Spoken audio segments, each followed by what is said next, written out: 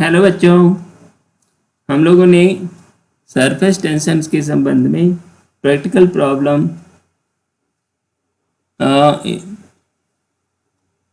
Related to surface tension part 1 में देखे थे। इसके अलावा भी बहुत से इम्पोर्टेंट सवाल सरफेस टेंशन से संबंधित हैं, वो छूट गए थे। उनको कवर करने के लिए ये वीडियो शुरू किया जाता है।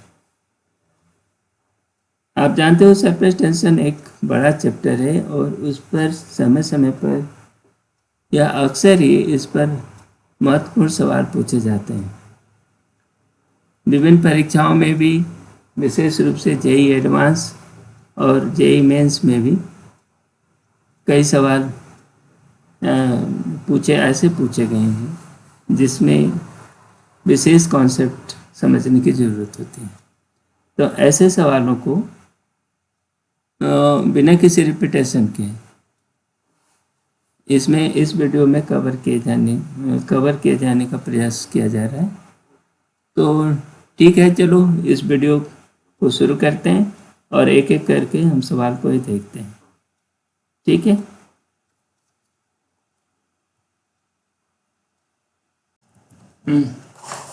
लिक्विड कांटेक्ट एंगल के साथ साथ उसके मेनिस्कस का शेप भी बदलता है ना। तो कांटेक्ट एंगल पर, किस कांटेक्ट एंगल पर सरफेस का स्वरूप क्या होगा, इसको हम लोग थोड़ा चर्चा कर लेते हैं। पहला केस है, पहला केस ये ले कि जबकि कांटेक्ट एंगल थीटा हो। कांटेक्ट एंगल कैसे नापोगे? ऐसे, है ना।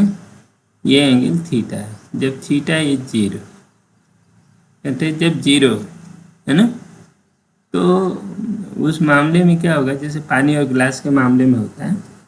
तो जब ऐसा होता है ना, तो ये पूरा का पूरा जो सरफेस होता है मेनिस्कस का, ये इस तरह ABC, ये जो सरफेस बनता है, ठीक है ना, ये सरफेस पूर्ण का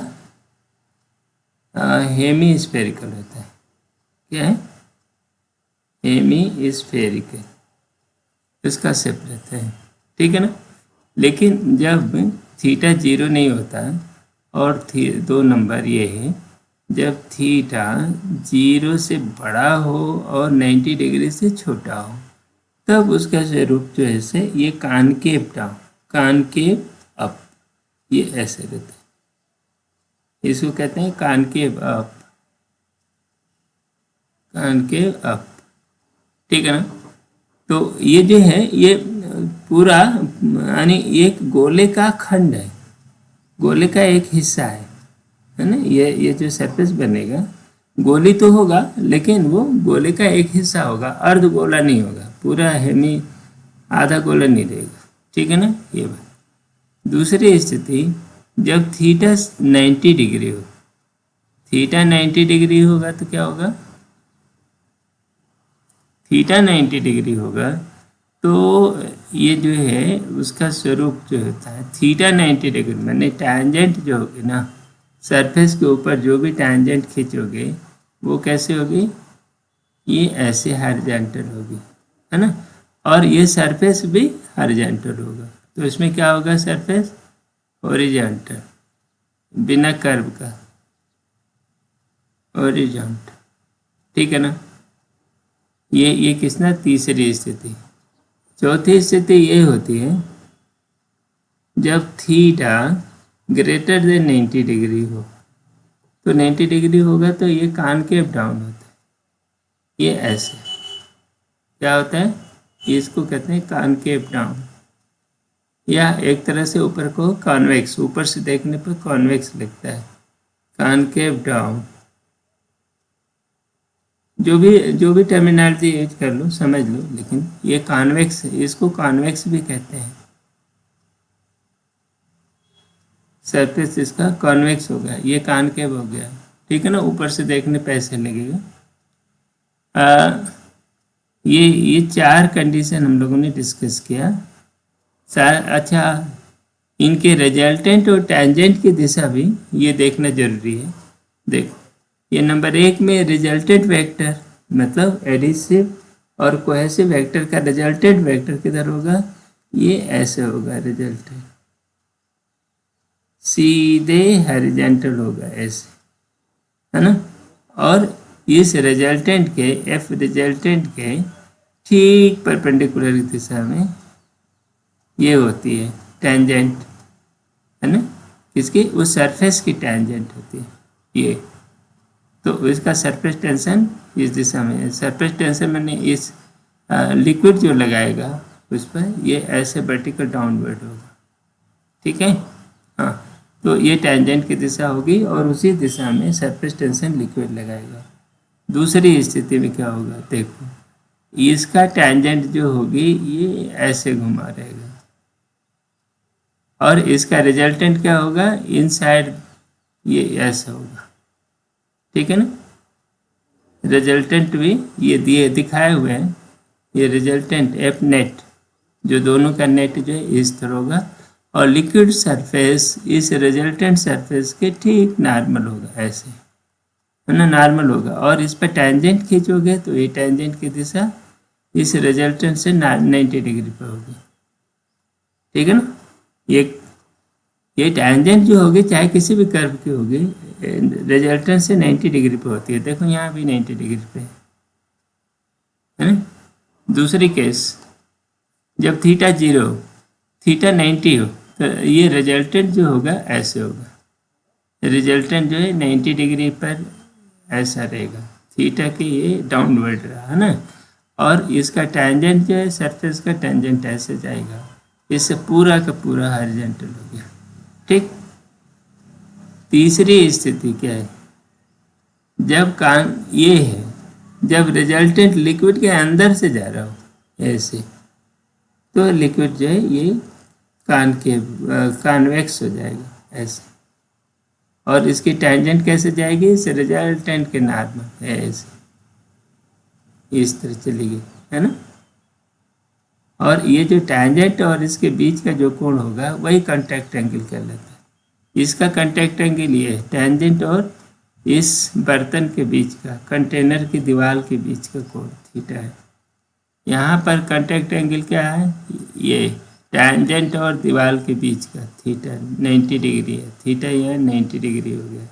कांटेक्ट एंगल यहाँ पर है, यहाँ देखो टेंजेंट और इस दीवार के बीच का कोण 0 है, थीटा यहाँ 0 है, ठीक है ना। तो कैसे थीटा निकालोगे, कैसे कैसे सरफेस का स्वरूप कैसा होगा, ये इस तरह से ये हम डिसाइड करते हैं। तो ये चीज़ थोड़ा ठीक से समझ कर रखना है ना, क्योंकि इस पर कभी भी सवाल पूछे जा सकते हैं, ठीक है। अब नेक्स्ट सवाल देखते हैं। ये यहाँ पर कहता है कि 2 रेडियस है, 2 बुलबुले हैं, है ना, और एक की रेडियस 4 सेंटीमीटर है, दूसरे की 5 सेंटीमीटर। तो ये कॉमन रेडियस का कर्वेचर क्या होगा, कॉमन सरफेस का ये जो S1 S2 है उसका वो क्या होगा। इसके लिए एक फार्मूला हम लोग डेवलप किए हुए हैं, 1/r बराबर 1/r1 माइनस 1/r2 ये रहता है। और इस फार्मूले पर उपयोग कर लो, 1/r निकालना है, ये r क्या है, ये कॉमन सरफेस का है, r1 छोटा वाले का और r2 बड़ा वाले का। तो 1/4 माइनस 1/5 तो ये हो गया 20 और 1/20 हो गया सर, देखो 1/20 r बराबर कितना होगा 20 सेंटीमीटर हो गया, ठीक है, 20 सेंटीमीटर दिया हुआ ये, ठीक है ना। ये इस तरह से ये निकलता है। ये फार्मूला कैसे निकला है उसका वो इंट्रोडक्टरी वीडियो में हम लोगों ने इसको दिया है। अगला ये सवाल देखो, ये बताए 2 soap bubbles R1 R2 in isothermal condition meet together in vacuum में मिल रहे, then the radius of resultant bubble is, इसमें क्या है, वैक्यूम में मिल रहे, क्या, दे मीट इन वैक्यूम। तो इसका ट्रिक क्या है, वैसे तो सामान्यतः लगेगा नहीं, लेकिन वैक्यूम में मिल रहे हैं तो उसमें आप क्या लगा रहे हो कि surface energy, so surface energy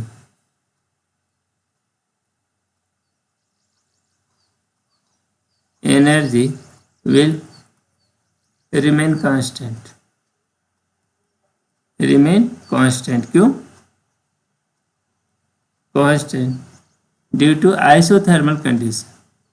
isothermal condition है तो कोई लॉस, एनर्जी लॉस नहीं होती है टेम्परेचर की वजह से, और साथ साथ जो एनर्जी है कंजर्व रहती है. तो देखो पहले एनर्जी कितनी थी पहले की, ये सोप बबुल है. सोप बबुल के दो सरफेस होंगे, एक इनर सरफेस होगा एक आउटर सरफेस होगा, है ना. तो ये इनर होगा ये आउटर होगा.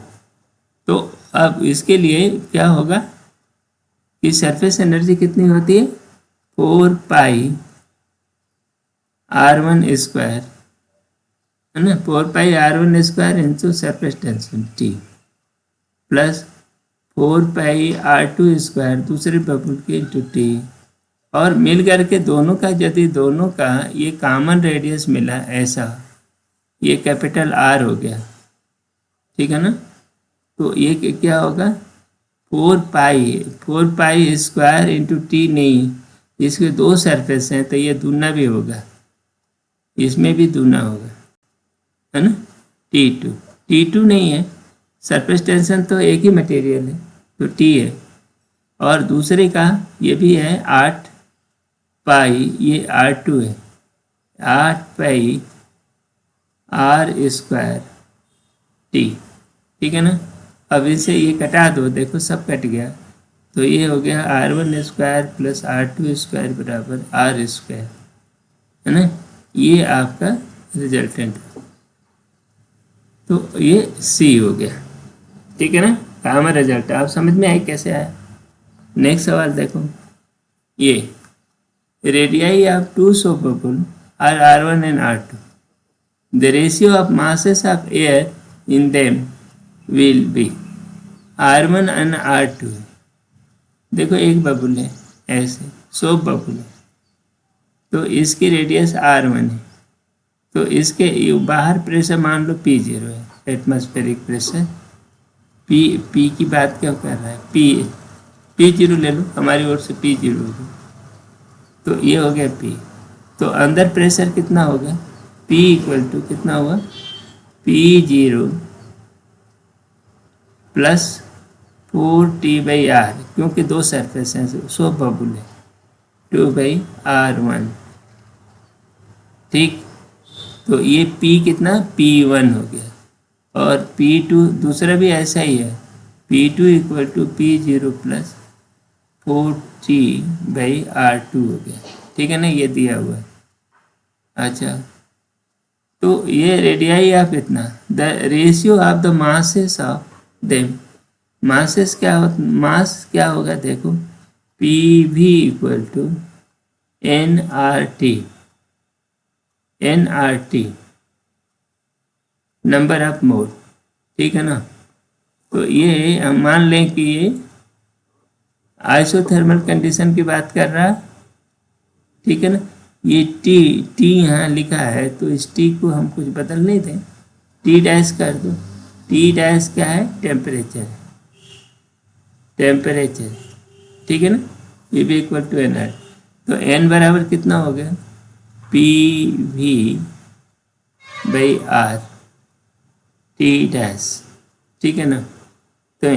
तो दोनों समान टेम्परेचर पर इनके मास कंपेयर कर रहे हैं, तो देखो N1 बराबर कितना होगा, N1 बराबर P1V1/R T'1, तो 1 एक ही टेम्परेचर है. N2 बराबर भी क्या होगा, P2V2/R T', ठीक है ना. ये सेम टेम्परेचर पर कंपेयर एट सेम टेम्परेचर हम मान लेते हैं, एज्यूम कर लो, है ना, सेम T', ठीक है ना. तो ये हो गया. तो अब मास जो होगा ये नंबर ऑफ मोल के अनुपात में होगा, क्योंकि एक ही मटेरियल है, मटेरियल, दोनों बबुल एक ही मटेरियल के बने हैं तो उनके मोलों का अनुपात उनके मास का अनुपात हो जाएगा, मॉलिक्यूलर वेट से गुणा कर दो। तो N1/N2 कितना हो गया, P1 ठीक है ना। अब आप ले लो P1 कितना है, P0 + 4T/R1, ठीक। और वॉल्यूम कितना है, 4/3 πr1⁵, ये कितना हो गया, P0 + 4T/R2, ठीक है ना। और 4/3 πr2⁵, ठीक है ना। अब देखो 4/3, ये पाई से पाई, 4π/3 ये कट गया, बस ये बच तो गया, जो बचा है ये बना, है ना, R1 R2। ये डी सही लग रहा है, नहीं ये गलत कर रहा है ना, इसमें R2 ऊपर कर दिया है, ये गलत है। ये R1 ऊपर रहेगा, ये R2 ऊपर रहेगा, ये C सही है, ठीक है ना। यही है, तो मासेस का अनुपात ये C है, ठीक है। नेक्स्ट, ये क्या पूछ रहा है, ये पूछ रहा है कि U ट्यूब है ना, U tube equal to radii 2 है R1 R2 if the liquid of density T is filled in it level, the difference between H and the surface tension is. देखो ये R1 है, यहाँ R2। अब इसमें क्या है कि सामान्यतः सरफेस टेंशन नहीं रहता है ना, तो दोनों का लेवल बराबर रहता। अब इसमें आ गया है सरफेस टेंशन, सरफेस टेंशन की वजह से ये चूंकि R1 R2 पर उसकी एक्सेस प्रेशर निर्भर करता है, ठीक है ना। तो यहाँ पर प्रेशर देखो, ये 1 पॉइंट पर और ये 2 पॉइंट पर प्रेशर अपन देखते हैं, ठीक है ना। तो यहाँ पर प्रेशर देखो, इसके पॉइंट पर कितना प्रेशर हो गया, इसके पॉइंट पर ये 2 पॉइंट ये कर देते हैं, ऊपर नहीं करो। तो ये 1 पर प्रेशर कितना होगा, 1 पर जो प्रेशर होगा, नहीं बाहर मान लो P0 प्रेशर है, तो यहाँ पर प्रेशर क्या होगा, देखो P1 बराबर P0 - 2T। नहीं ये ऐसा है, ये इस तरह, तो ये P0 तो ऊपर होगा ना, नीचे कम हो जाएगा, P0 - 2T/R1। R1 छोटा है, R1 is less than R2, ठीक है ना, ये दिया हुआ। यदि ऐसा छोटा है तो ये क्या होगा, ये बड़ी चीज़ घटी है, तो यहाँ पर प्रेशर कम हुआ। P2 में क्या हो गया, P0 - 2T/R2, ठीक है ना। तो ये देखो R2 2T/R2 एक छोटी राशि है, तो यहाँ पर क्या होगा, इस जगह प्रेशर ज़्यादा होगा, इस जगह प्रेशर कम होगा। तो इन दोनों के प्रेशर को बैलेंस करने के लिए इस नली में, कौन वाली में, R1 वाली नली में पानी ऊपर चढ़ जाएगा। एक प्रश्न बनेगा, तुमसे पूछा जा सकता है आगे कि ये जो है किस वाली नली में चढ़ेगा, R1 वाले में प्रेशर ज़्यादा, R1 वाले में लिक्विड चढ़ेगा या R2 वाले में, ठीक है ना। तो प्रेशर R1 में कम है तो इसलिए, और यहाँ पर ज़्यादा था। ये एक्चुअली ये नली कुछ ऐसी थी, ये देखो। अभी इनिशियल कंडीशन ले लो, सरफेस टेंशन नहीं, ठीक, दोनों में लेवल बराबर था। इसमें सरफेस टेंशन के कारण यहाँ प्रेशर ज़्यादा हो गया, P2 is greater then P1। ये P2 है 2 नंबर, ये 1 है P1, ठीक है ना। तो P2 is greater then P1, तो ये जो है कम है और ये ज़्यादा है, तो इसकी पूर्ति करने के लिए क्या होगा, ये जो प्रेशर है इसके लिए ये ऊपर चला जाएगा थोड़ा H लेवल पर, ताकि ये पूरा कर सके।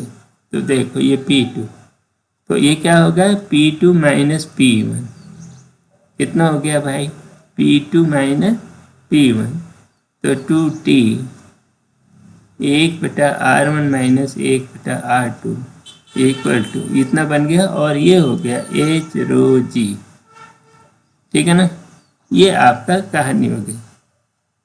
तो अब ये क्या पूछ रहा है, सरफेस टेंशन कितना होगा, T कितना होगा, T बराबर देख लो, T बराबर इसको सॉल्व करोगे तो हो गया H ρg R2/R2 minus R1। अच्छा, ये 2 भी था ना, तो 2 को आधा करना पड़ेगा कहीं, ये आधा हो गया। तो इसलिए ये सवाल जो है कुछ इस तरह बना है कोई, ये लग रहा है, ये 2 एक जैसे कैसे लग रहे हैं? एच रो जी यहाँ भी है, नहीं यहाँ नहीं चलेगा, ये चलेगा। एच रो जी R1/R2, तुम्हारा रिजल्ट तो डी है ना, ये बना, वैसे चिन्ह लो। ठीक है, तो इसके आगे अब अगला सवाल देखते हैं। ठीक है, अब अगले सवाल को लेते हैं। ठीक है, ये सवाल को पढ़िए। इस सवाल में क्या बोलना है, कह रहा है कि इस सवाल में हम देखेंगे अ स्मॉल स्फेरिकल ड्रॉपलेट, एक बूंद है पानी की, उसकी डेंसिटी डी है, exactly half immersed in the liquid of density rho density के एक लिक्विड में पूरा आधी डूबी हुई तैर रही है। ठीक है, सरफेस टेंशन टी है। पूछ रहा है कि रेडियस ऑफ ड्रॉपलेट इज, इसकी रेडियस कितनी है, उस ड्रॉपलेट की रेडियस क्या है, ये दिया हुआ है। Surface tension applies an upward force, इसमें बोला सरफेस टेंशन ऊपर की ओर लग रहा है, क्या इसमें है क्या चीज़, देखो ये एक बूंद है, ठीक, बूंद पानी में तैर रही है, ये पानी में आधी डूबी हुई, पूरी नहीं, आधी, पूरी की पूरी आधी डूब गई और इसमें तैर रही है। ठीक है ना, अब ये कह रहे हैं कि इस बूंद की त्रिज्या क्या है, रेडियस क्या है, आर, ये बताइए। ठीक है ना, ये बीकर है, तो इसकी ये रेडियस बताओ। ठीक है ना, इस सवाल को समझने के लिए थोड़ा सा अगली स्लाइड पर पहुंचते हैं। देखिए इसमें क्या है, ये ऐसी बूंद जो पानी में तैरेगी, पानी नहीं है, मरकरी में तैर रही होगी, चाहे कुछ ऐसा होगा, तो यहाँ तैरा, तो इस बूंद के साथ ये जो पानी है ना, पानी किस तरह का व्यवहार कर सकता है, एक तरीका तो ये हो सकता है कि पानी ऐसे, पानी कुछ इस तरह का हो, पानी नहीं मैंने लिक्विड कुछ ऐसा सरफेस बने, दोनों के कांटेक्ट में कुछ ऐसा। ठीक है ना, एक तरीका तो ये ऐसा भी हो सकता है। और सरफेस टेंशन का फोर्स किधर लगेगा, ये ऐसे लगाएगा, ये कौन लगा रहा है, ये लिक्विड लगा रहा है, ये लिक्विड है, लिक्विड है इस तरह, इधर भी लिक्विड है, और ये क्या है, ये ड्रॉपलेट है, तो इसमें सरफेस टेंशन का फोर्स ऐसे लग सकता है। ठीक है ना, एंगल क्या नपेगा, एंगल इससे नपेगा, और वो डूबे वाले साइड से, तो ये थीटा हो गया, ये क्या नपेगा, ये थीटा हो गया। ठीक है, दूसरी स्थिति ये बन सकती है, ये बूंद हो गई, ठीक है, और ये जो पानी है, पानी जो है कुछ इस तरह का हो गया, माने बाहर वाला जो लिक्विड है कुछ ऐसा बन जाए, ऐसा बन जाए, तो इसमें सरफेस टेंशन का फोर्स नीचे की ओर लग रहा है, देख रहे हो ना ये टी ऐसे लग रहा है, और ये एंगल कितना बन गई, एंगल ये बना, ये वाला, ये नापा, ये थीटा, ये थीटा इसके टेंजेंट से नापेंगे ना, ये जो कॉन्टैक्ट सरफेस होता है उसके टेंजेंट से नापेंगे, ये थीटा जो भी है। तो अब आपका क्या है कि ये दो परिस्थिति बन सकती है, एक ये, ठीक है ना, ये इस परिस्थिति में क्या है, सरफेस टेंशन ऊपर की ओर लगता है, जब ये थीटा 0 हो जाएगा तो इसमें क्या होगा, तीसरी स्थिति ऐसे देखो, जब ये थीटा 0 हो जाएगा तो सरफेस टेंशन का फोर्स बिल्कुल टेंजेंशियल ऐसे हो गया। ये ऐसे 0 डिग्री का कोण बनाते हुए फिर ऐसे गोली रूप में मुड़ेगा, ठीक है ना। तब सरफेस टेंशन टेंजेंशियल ऐसे और ऐसे, ठीक है ना। ये 3 परिस्थिति है। तो जब एक बूंद, एक ड्रॉपलेट किसी लिक्विड में तैर रही है तो इसके ये 1 2 3 तरह का सरफेस बनाएगी। यहाँ पर क्या है, थीटा इक्वल टू 0, यहाँ थीटा है, यहाँ theta equal to greater than 90 degree, ठीक है ना, ये लेस देन 90 डिग्री है, ठीक है ना।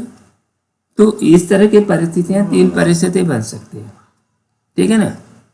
तो जैसी परिस्थिति बनेगी वो उस हिसाब से ये सरफेस टेंशन का फोर्स का कंपोनेंट जो होगा ना, वर्टिकल कंपोनेंट जो होगा कितना होगा, देखो सरफेस टेंशन का जो फोर्स लगेगा पूरा वो कितना होगा, तो पेरीमीटर सरफेस टेंशन का force, force due to surface tension क्या होता है, perimeter,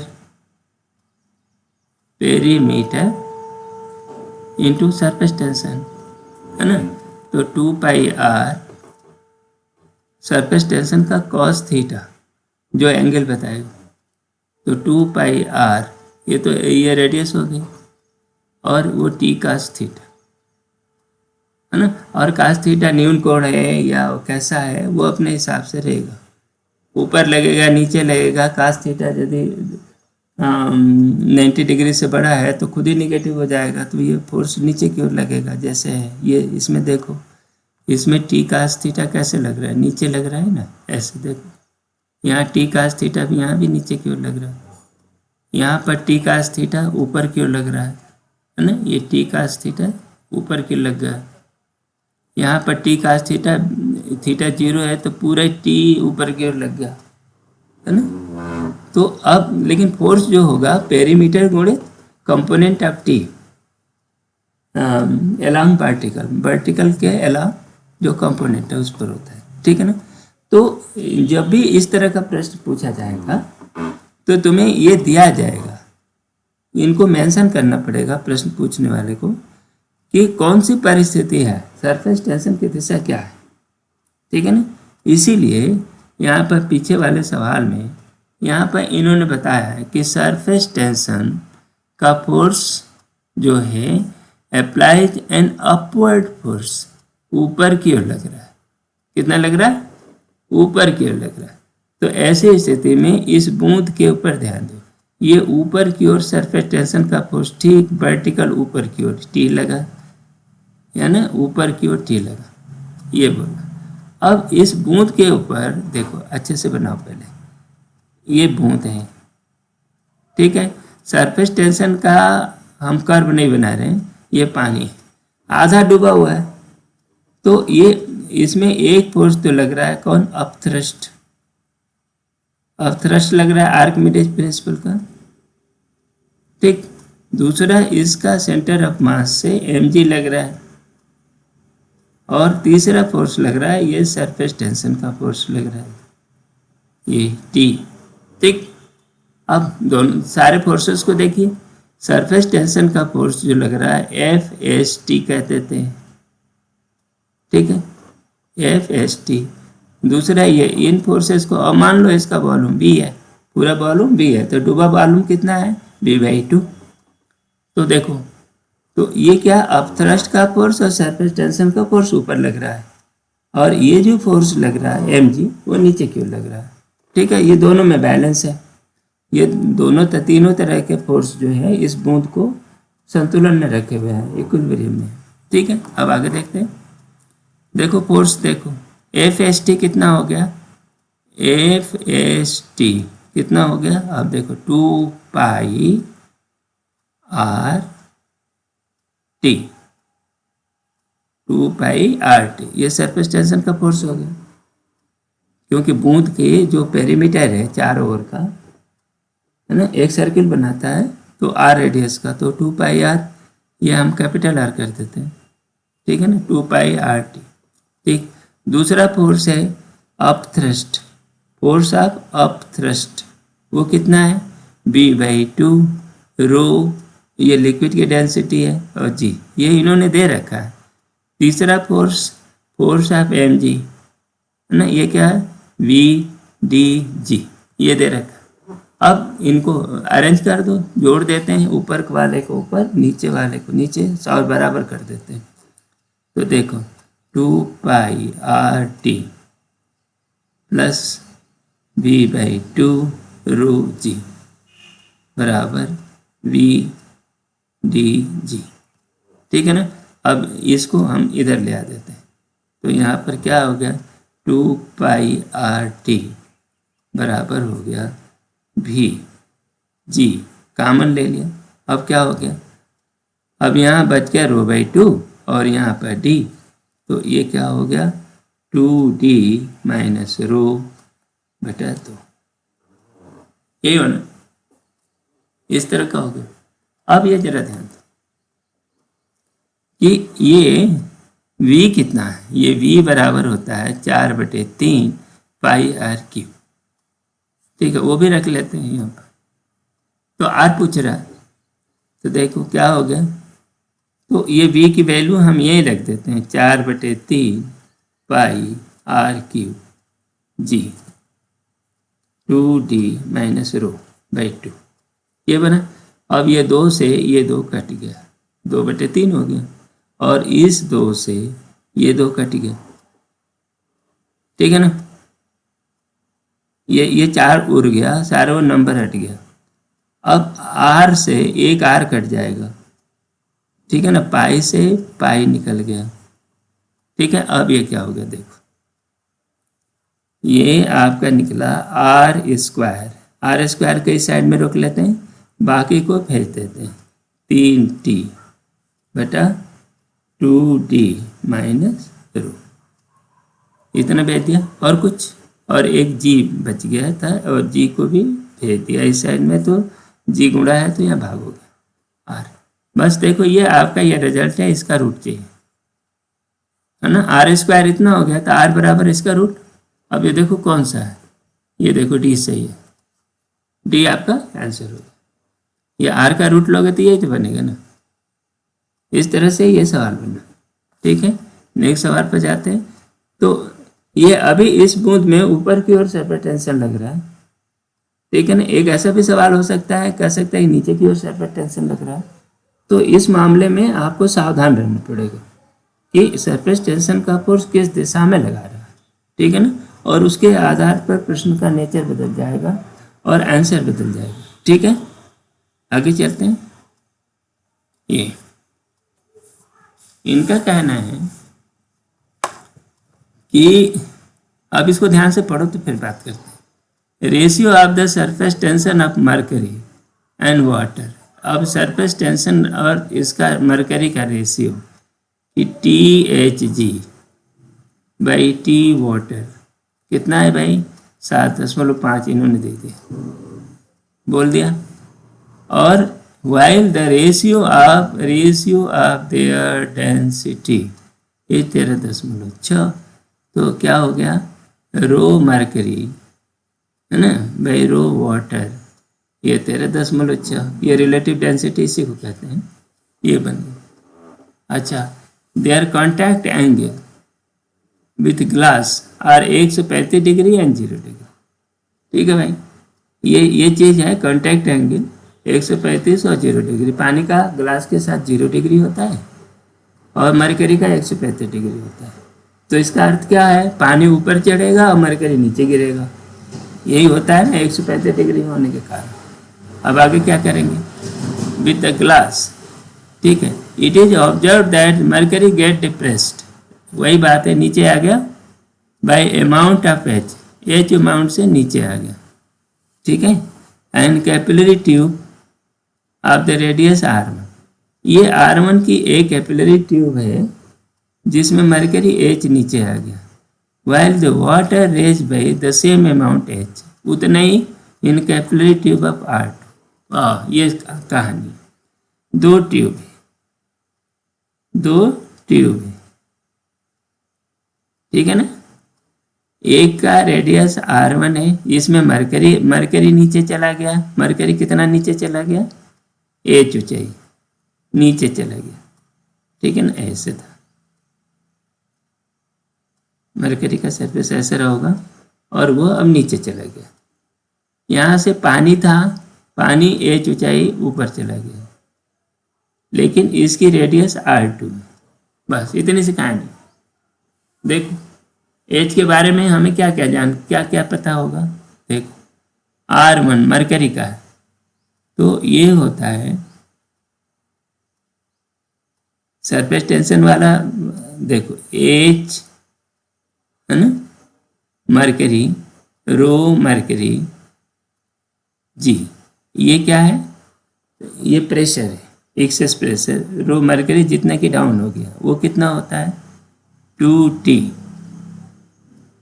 2T mercury cos theta by कितना होता है R1। ये एक पहला इक्वेशन मिला। दूसरा इक्वेशन मिला H रो वाटर जी बराबर 2T, कास थीटा 0 हो गया, 2T वाटर बाई R2। ठीक है, ये दूसरा इक्वेशन लिख दिया।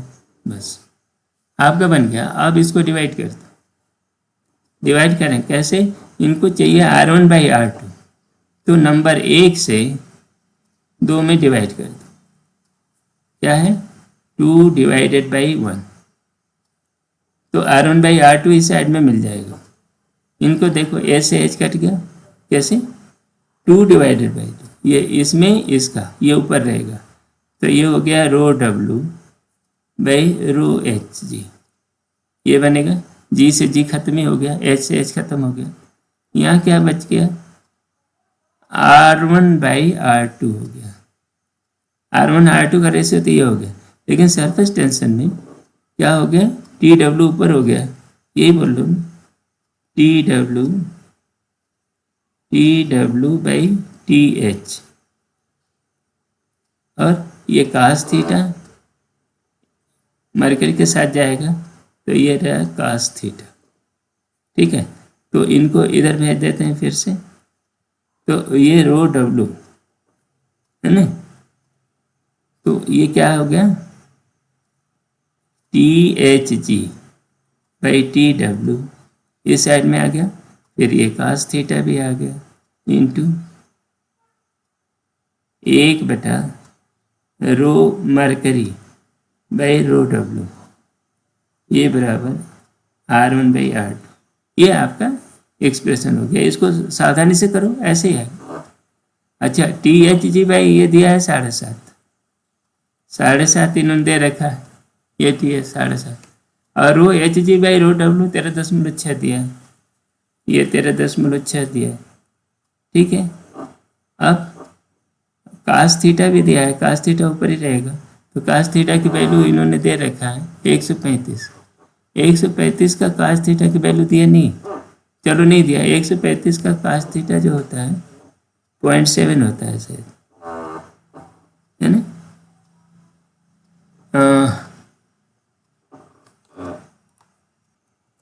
हाँ ठीक है, और ये बच गया कास थीटा, है ना।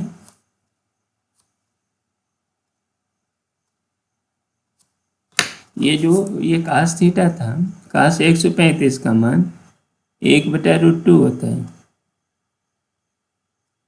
कास थीटा THG, कास थीटा ऊपर रहेगा भाई, कास थीटा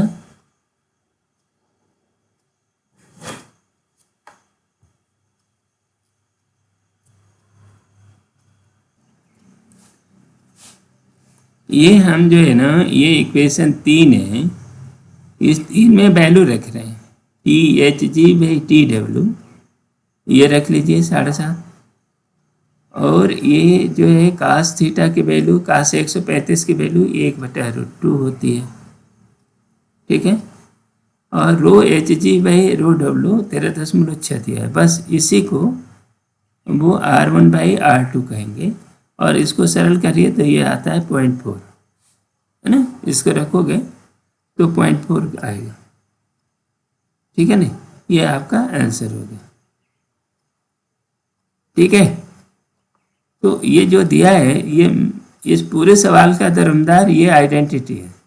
ये इक्वेशन कि इसका एक्सेस प्रेशर बराबर हो गया, या जो फार्मूला है कितना राइज होगा कितना डाउन करेगा वो फार्मूला यही है, और उसी में रख करके हमने ये निकाल दिया। तो ये इस पर ऐसे लगेगा। नेक्स्ट सवाल ये देखिए, पढ़िए।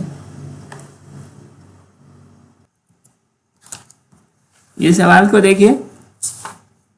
इस सवाल में क्या है कि ये देखो, एक कैपिलरी ट्यूब है, सिस्टम है, ये है, और उसकी कोई भी रेडियस होगी, मान लो आर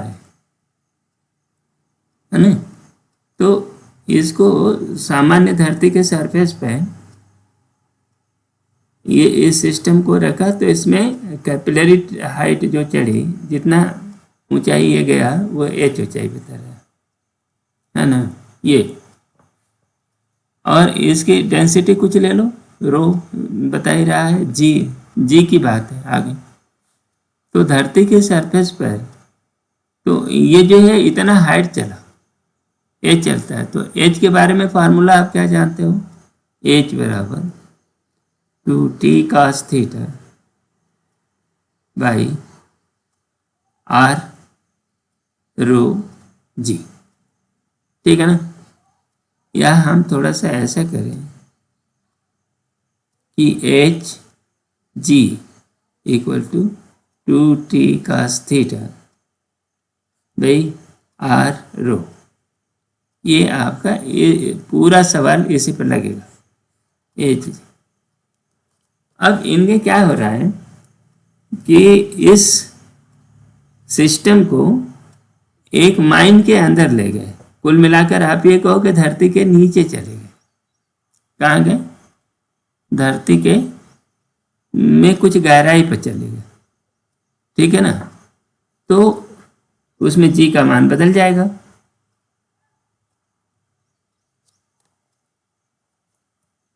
इससे क्या होगा, इससे जी का मान में कुछ परिवर्तन आएगा ना। तो वो जी जो होती है, क्या होता है, जी धरती के, ये ऐसे मान लो ये धरती का ये सरफेस है, धरती के सरफेस पर जी का मान कितना होता है।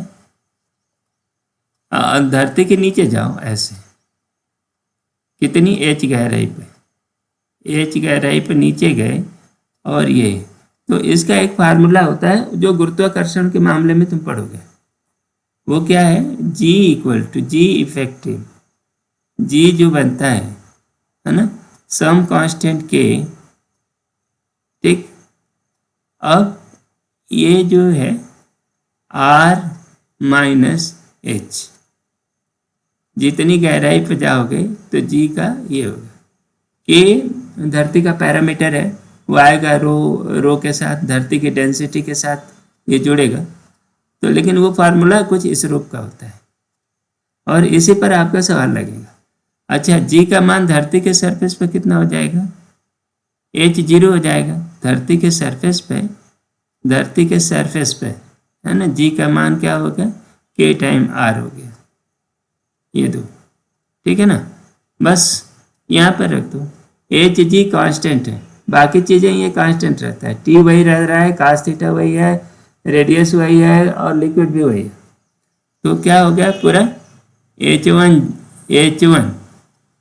H1 क्या है, पहले ये कह रहा है कि जब धरती पर था तो x था, जब सरफेस पर था, है ना, when arrangement is taken into mind the height of water column is y and r is the radius of earth, तो x बाई y बताओ, है ना। In the capillary immerse water the height of the water column is x, मैंने surface पर x था।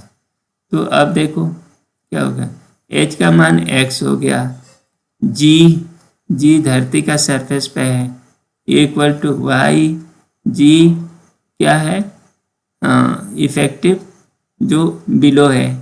तो इसमें देखो हमें चाहिए x by y equal to g effective, g पे के टाइम आर माइनस कितनी हो जाए हाइट, डी गहराई पर चला गया था, ये बोल रहा है ना, डी गहराई पर चला गया, डिप्थ पे। अच्छा, धरती के सरफेस पे जी कितना होगा, जी सरफेस के आर, बस हो गया आपका, के से के कट गया, 1 माइनस डी बाई आर, है ना, ये आपका फॉर्मूला हो गया। तो एक्स बाई वाई का, अब ये जो दोनों एक्सप्रेशन है ना, आप ग्रेविटेशन में देख लेना, ग्रेविटेशन के वीडियो में आपको ये मिल जाएगा कि जी इफेक्टिव धरती की गहराई पर कितना होगा, ठीक है ना, धरती की गहराई पर जी इफेक्टिव आर माइनस एच के प्रोपोर्शनल होता है। और वह यही आगे आर एच इक्वल टू 0 मैंने धरती के सरफेस पे हो गया, एच यहाँ से नापा है सरफेस से, है ना, यहाँ से यहाँ की गहराई एच है, ठीक है ना, तो एच 0 हो जाएगा तो सरफेस पे आ गया तो के आर हो गया, और जब गहराई पे चलेगा तो आर माइनस एच हो गया। बस इसी पर पूरा सवाल का दरमदार निर्भर है, ठीक है, बस ये आपका आंसर हो गया, तो ए, ठीक। अगला सवाल, ये सवाल बहुत ही कॉम्प्लेक्स सवाल है, और ये जो है इसमें कुछ बोल नहीं रहे हैं, इन्होंने खुद ही बोल रहे हैं। ये क्या कह रहे हैं कि इसमें पानी थोड़ा ज़्यादा भर दिया है और एच ऊंचाई तक पानी को ये सिस्टम संभाल पा रहा है ना, ये गिलास है ना, गिलास में पानी भरते जा रहे हैं तो एकदम तुरंत पानी गिरना शुरू नहीं हो जाता, है ना, तो कुछ ऊंचाई पर जाने के बाद तब वो गिरना शुरू होगा गिलास का, क्योंकि उसका सरफेस टेंशन कुछ रोकेगा। तो अब इसके लिए कोई रेडीमेड फार्मूला तो है नहीं, पर इन्होंने एक क्लू दिया है। क्या बोल रहे हैं, when the pressure of the water at the bottom of this disk exceeds, है ना, what can be withstood due to the surface tension। अच्छा, इसमें बोल रहे हैं, यहाँ क्लियर है, the water surface breaks near the rim at water starts flowing from here.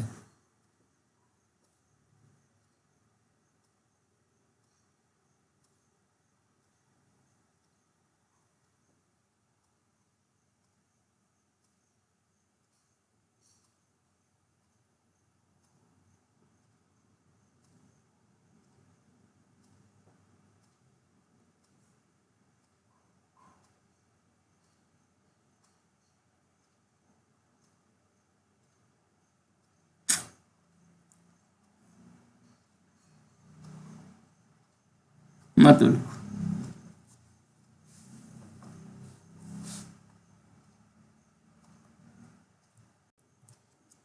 अब अगले सवाल लेते हैं। ये सवाल आईआईटी एडवांस का है ना, और इसमें जो बात कर रहे हैं कि ये गिलास है, आप इसका देखो, ये इनका अंग्रेजी वर्जन है और उसी सवाल का ये हिंदी है ना, कि और हिंदी वाला थोड़ा ज़्यादा क्लियर लग रहा, और अंग्रेजी की भाषा इन्होंने थोड़ी बहुत जटिल बना रखी है। तो कहना क्या है, ये गिलास है, गिलास के ऊपर पानी भर रहे हैं, और पानी जब भरते हैं तो तुरंत गिरना शुरू नहीं होता, थोड़ा सा और ऊपर बढ़ते हैं, वहाँ तक एच ऊंचाई तक ये सहन कर लेता है, फैल जाता है इस तरह से। तो अब ये कह रहे हैं कि एच ऊंचाई कितनी होगी, ठीक है ना, एच का मान निकालो, ठीक है। लेकिन इस तरह के सवाल को हल करने के लिए कोई रेडीमेड फार्मूला नहीं है, किसी ने फार्मूला बनाया नहीं, पर इन्होंने ये खुद ही एक हिंट दिया है।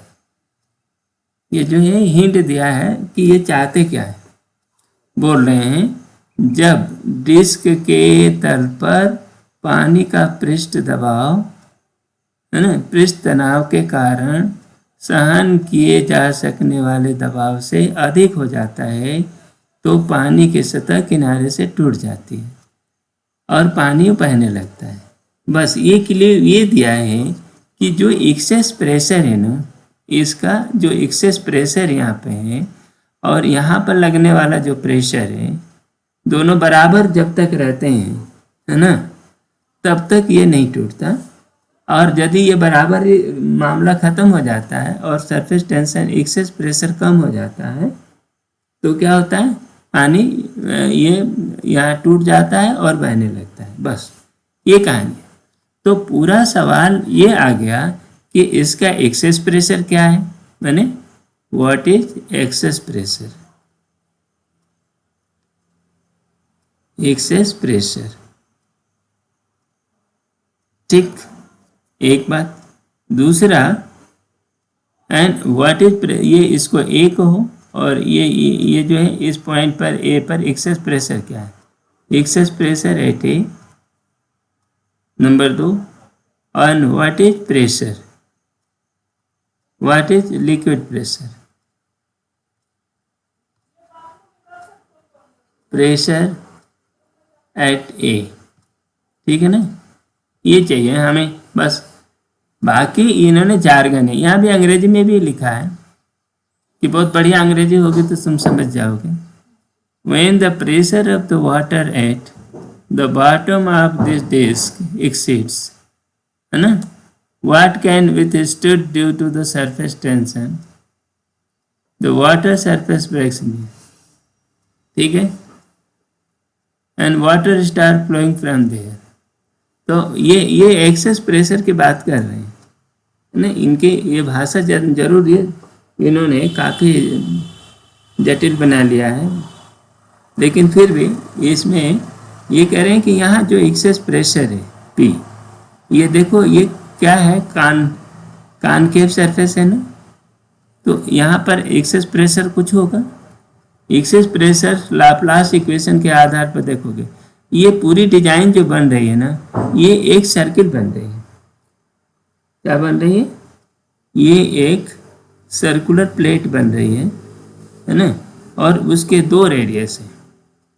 एक तो जो ये सरफेस है ऐसे वर्टिकल सरफेस, और इसकी रेडियस कितनी हो जाएगी, हाइट h है, तो ये इससे अनुमान लगता है कि ये रेडियस वर्टिकल कितना है, 2r radius equal to h vertical वाली, और दूसरी रेडियस हॉरिजॉन्टल रेडियस जो होती है वो सर्किल बनी हुई है, गिलास का जो रेडियस है बहुत बड़ा, ये है r1, है ना, ये हॉरिजॉन्टल कह लो। तो जो गिलास की रेडियस है वो बहुत ही बड़ी है, तो r horizontal is very very greater than कितना, r वर्टिकल, ठीक है ना। तो अब लाप्लास का एक्सेस प्रेशर नियम क्या है कि एक ये जो P होता है ना, डेल्टा P एक्सेस प्रेशर जो होता है T/R1 प्लस T/R2, ये रहता है ना। तो देखो R2 जो है ना 1/R, तो इसको हम लिख सकते हैं T/RV vertical plus T/R horizontal. ये ऐसा कैसे बना हुआ भाई, ये गिलास है ना, गिलास का ये क्रॉस सेक्शन है, ये हॉरिजॉन्टल सरफेस बनाया और इसी के ऊपर ये एक सिलेंड्रिकल सरफेस और ऊपर उसके ऊपर ओवरलैप कर गया है, उसके ऊपर चढ़ गया है, ठीक है ना। तो इसके 2 पृष्ठ बन रहे हैं, है ना, ये जो सरफेस टेंशन ये दे रहा है, तो एक पृष्ठ ये वर्टिकल वाला दे रहा है जिसकी रेडियस होगी h/2, ठीक, और इसकी ये रेडियस ये गिलास के रेडियस के बराबर होती है, तो ये जो सरफेस बना, तो अब आपका ये देखो ये बन गया। तो r हॉरिजॉन्टल बहुत बड़ा है तो इसको हम छोड़ सकते हैं, ये टेंस टू 0 बहुत ही बड़ा है, ये रहा छोटा, तो डेल्टा P कितना हो गया, डेल्टा P को आप लिख सकते हो कि 2t, इसको h/2 कर देते हैं, 2t/h स्मॉल h, चलो एक मिल गया। तो एक्सेस प्रेशर ये हो गया, और इस जगह ए पर लिक्विड प्रेशर कितना होगा, h/ρg, है ना, और ये liquid pressure due to liquid at A, ये कितना है h/ρg। अब इन दोनों को बराबर कर दो, ठीक है ना, 2t/h इक्वल टू h/ρg, और यहाँ से क्या मिल गया कि h² बराबर 2t/ρg, ये मांग रहे हैं ना, h² 2t/ρg, अब इसी चीज को कैलकुलेट करना है। ठीक है, ये आपका ये फॉर्मूला निकल गया। अब इसको कैलकुलेट करने की बात है। देखो क्या है फॉर्मूला, एच स्क्वायर बराबर 2t बाई रो जी, है ना। तो 2t क्या दिया है, 2 दिया है, ये t दिया है 0.07, रो दिया है 10⁻3, जी दिया है 10। बस यही चीज़ है। इसको आप लिख सकते हो 14 गुणी 10⁻6। ठीक है, तो ये h बराबर क्या हो गया, √14 गुणी 10⁻³ मीटर। ठीक, तो ये इसका वैल्यू क्या हो गई, ये 3.7 गुणी 10⁻³ मीटर। तो मिलीमीटर में करोगे तो 3.7 mm हो गया। ठीक है ना, ये आपका रिजल्ट हो गया। ठीक है, तो इस सवाल का जो मेन ट्रिक है ना, इसमें बहुत ज़्यादा अकल लगाने की ज़रूरत नहीं है, बस इसको ध्यान से पढ़ने की है। और इस सवाल का कोई रेडीमेड फार्मूला नहीं है। इस सवाल का किसी ने रेडीमेड फार्मूला डेवलप नहीं किया कि ऊंचाई का और एक्सेस प्रेशर के साथ क्या संबंध होना चाहिए, पर इन्होंने अपने इसमें हिंट दे रखा है, और उसी हिंट की सहायता से ये जो बात कर रहे हैं ना, यहाँ से यहाँ तक, इस हिंट की सहायता से ही ये इस सवाल को लगाना है। ये कोई बहुत बड़ा हाई फाई वैज्ञानिक प्रिंसिपल नहीं है। ठीक है ना, तो ये नहीं कि अब इसके लिए एक फार्मूला डेवलप करना शुरू कर दो, है ना। और फार्मूला डेवलप करोगे तो शायद तुमसे होगा नहीं, तुमसे क्या किसी से नहीं होगा। इसके लिए काफ़ी हाई फाई रिसर्च की ज़रूरत पड़ेगी। ठीक है, नेक्स्ट आगे चलते हैं। ये सवाल में क्या पूछ रहा है भाई, देखो, एक यू ट्यूब है विथ लिम्स आप ये 5 mm और 2 mm contain water, the surface tension आप इतना, इसका सरफेस टेंशन ये हो गया, एंगल ऑफ कंटैक्ट 0 है ना, और डेंसिटी इतनी है, find the difference in level इतना। देखो यहाँ पर खासियत क्या है, ये यूट्यूब है, क्या है, यूट्यूब है, पर यूट्यूब की जो साइड्स हैं ना, ये साइड नंबर 1 है और ये 2, उनकी रेडियस अलग अलग है। अब रेडियस अलग है, ठीक है, यदि मान लो सरफेस टेंशन का इशू नहीं रहता ना, तो आप ये सेफ कहते कि दोनों मामलों में नली का तल बराबर हो जाता है, दोनों में नलियों का तल में हमेशा बराबर होगा, क्योंकि हॉरिजॉन्टल लाइन पर प्रेशर बराबर होता है। पर मामला इतना इजी नहीं रहा, सरफेस टेंशन के कारण जो एक्सेस प्रेशर होता है डेल्टा पी, वो कितना होगा इसमें, 2t/r, 2t cos थीटा 0 है, और ये रेडियस r है। ये फार्मूला, चूंकि r में वेरिएशन हो रहा है तो एक्सेस प्रेशर में वेरिएशन होगा, और एक्सेस प्रेशर की ये जो वेरिएशन है उसकी वजह से हाइट में थोड़ी सी फर्क होगी। ठीक है, देखो क्या होगा, इस साइड में r जिसका बड़ा होगा उसका एक्सेस प्रेशर कम होगा, r जिसका बड़ा होगा उसका एक्सेस प्रेशर कम होगा, और r जिसका छोटा होगा एक्सेस प्रेशर ज़्यादा होगा। तो इस साइड में यहाँ पर क्या होगा, इसकी अपेक्षा ऊपर वाला, देखो ऊपर क्या है, P0 है, इस कर्व के ऊपर P0 है, तो इसके जस्ट नीचे कितना प्रेशर हो गया, ये देखो P0 माइनस 2t/r, बढ़ जाएगा ना, माइनस का एक होगा, P0 से ज़्यादा हो जाएगा, 2t/r1, ये r1 कर देते हैं। यहाँ पर क्या हो जाएगा, देखो यहाँ भी P0 है, और यहाँ पर प्लस 2t/r2 हो गई। ठीक है ना, इन दोनों का एक्सेस प्रेशर क्या है, r1, ये बड़ा है ये छोटा है, तो ये हो गया डेल्टा p डैश, जो एक्सेस प्रेशर का अंतर, 2t 1/r1 plus minus 1/r2 और ये बराबर कितना हो जाएगा, एच रो जी। उतने में पानी का अंतर इतना आएगा, है ना। तो एच रो जी इसकी पूर्ति कौन करेगा, पानी कर देगा, जो हाइट बढ़ करके जिधर कम रहेगा उधर लिक्विड चढ़ जाएगा और उसमें ये अंतर कर देगा, ठीक है ना। तो अब देखो टी दिया है 7 गुणित 10 पे -2, रहने दो आप, और ये गुणित 2 भी है।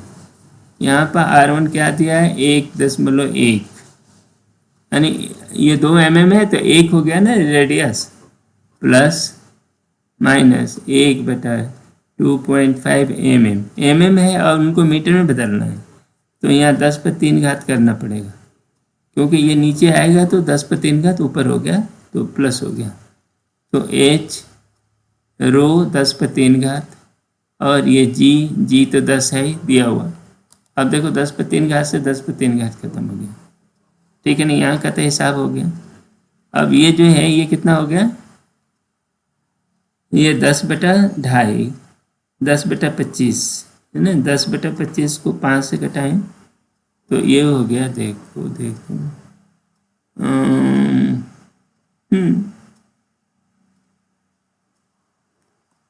14 गुणित 10 पे -2, इनका 1 माइनस 1/2.5 ही रहने दें, और ये हो गया एच जी, ठीक है ना।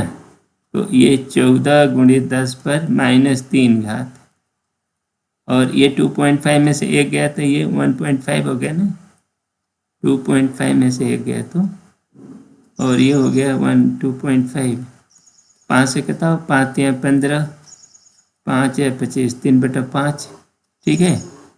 तो 14 या 42/5 गुणित 10 पर 3, तो ये हो गया 84/10 गुणित 10 पर -3, ये -3 है, ये गलत हम करते जा रहे हैं, ये -3 था, ये -3, यहाँ -3, तो ये हो गया 8.4 गुणित 10 पर -3 क्या है, मीटर।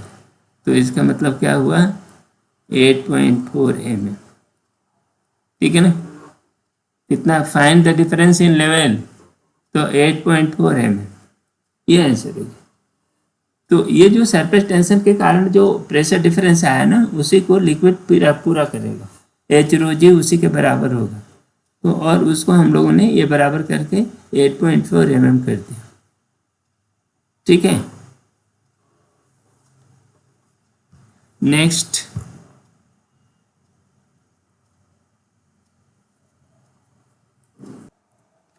अगला सवाल लीजिए।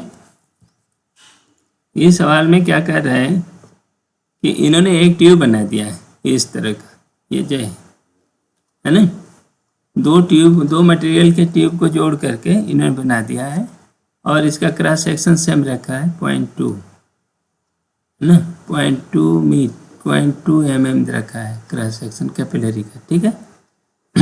और दोनों को जोड़ दिया है, तो एक का इसमें जो है 0 डिग्री कॉन्टैक्ट एंगल होगा और दूसरे का 60 डिग्री है, वो लिक्विड के हिसाब से, ठीक है। तो बात ये है, मैंने कुल मिलाकर ये कहो कि इसमें एक गिलास है और एक कोई दूसरा मटेरियल है, गिलास में और पानी के साथ होता है 0 डिग्री का, तो वैसे ही कुछ है इनका। तो अब ये पूछ रहे हैं कि इसमें इस ट्यूब को 2 तरह से डुबा सकते हैं। एक में पहला T1 के साथ 0 डिग्री जुड़ा हुआ है और इसके साथ 60 डिग्री कॉन्टैक्ट एंगल जुड़ा हुआ है, बस इतने से कहानी है, ठीक है। तो एक तो पहले तरीके से डुबाया कि T1 को इन्होंने पहले नीचे डाल दिया, ठीक। तो पूछ रहे हैं पानी कितना चढ़ जाएगा, और दूसरा T2 को नीचे डाल रहे हैं तो कितना चढ़ जाएगा, ठीक है ना। तो ये सवाल को हल करने के पहले हम लोग ये पता कर लें कि अकेले T1 में कितना हाइट चढ़ सकता है और अकेले T2 में कितनी हाइट चढ़ सकती है, ठीक है ना। अब देखो H बराबर कितना होता है, 2T cos theta by R row g, ठीक है ना। अच्छा, पहले H1 लो पहले के लिए, 2t थीटा 0 है, 2t दिया है पानी 0.075 गुणे, हाँ ये तो पूरा इतने ही दिया है। और ये दिया है कास थीटा 0 हो गया, 1 हो गया। R दिया है 0.2 mm, 0.2 गुणे 10 पर -3 मीटर। रो दिया है 10/3 और ये रह गया जी, ठीक है ना। तो देखो ये और ये कैंसिल हो गया, 1 हो गया। अच्छा अब क्या बच गया इसमें, जी और 2 मिलकर के 2 हो गया, जी और ये 2 मिलकर ये 2 से कैंसिल हो गया, ठीक है। तो कुछ चीज छूटा क्या,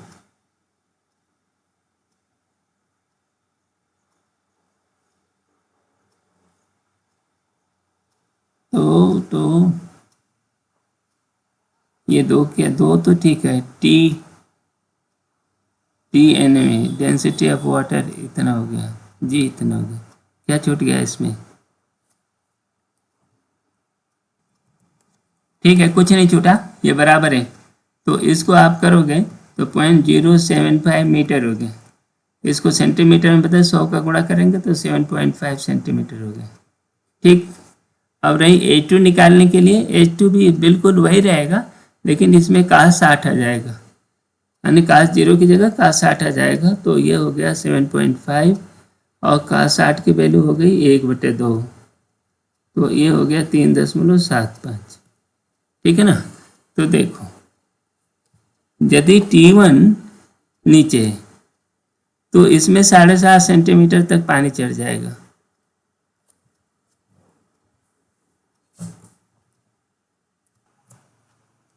हाँ।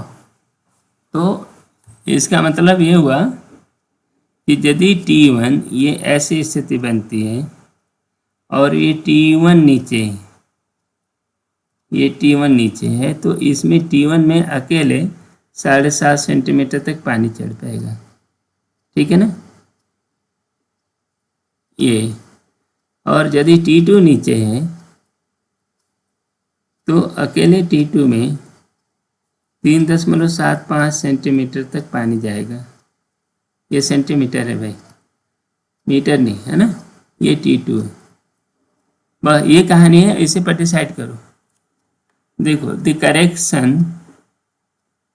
correction in height of the water column raised the tube due to weight of the water contained in the meniscus will be different for the both case। हाँ पहला चीज देखो कि इसके जो मेनिस्कस बनेंगे, ठीक है ना, जैसे ये वाला है 0 डिग्री वाला, तो 0 डिग्री का मेनिस्कस जो बनेगा वो बिल्कुल हेमिस्फेरिकल बनेगा, ठीक है।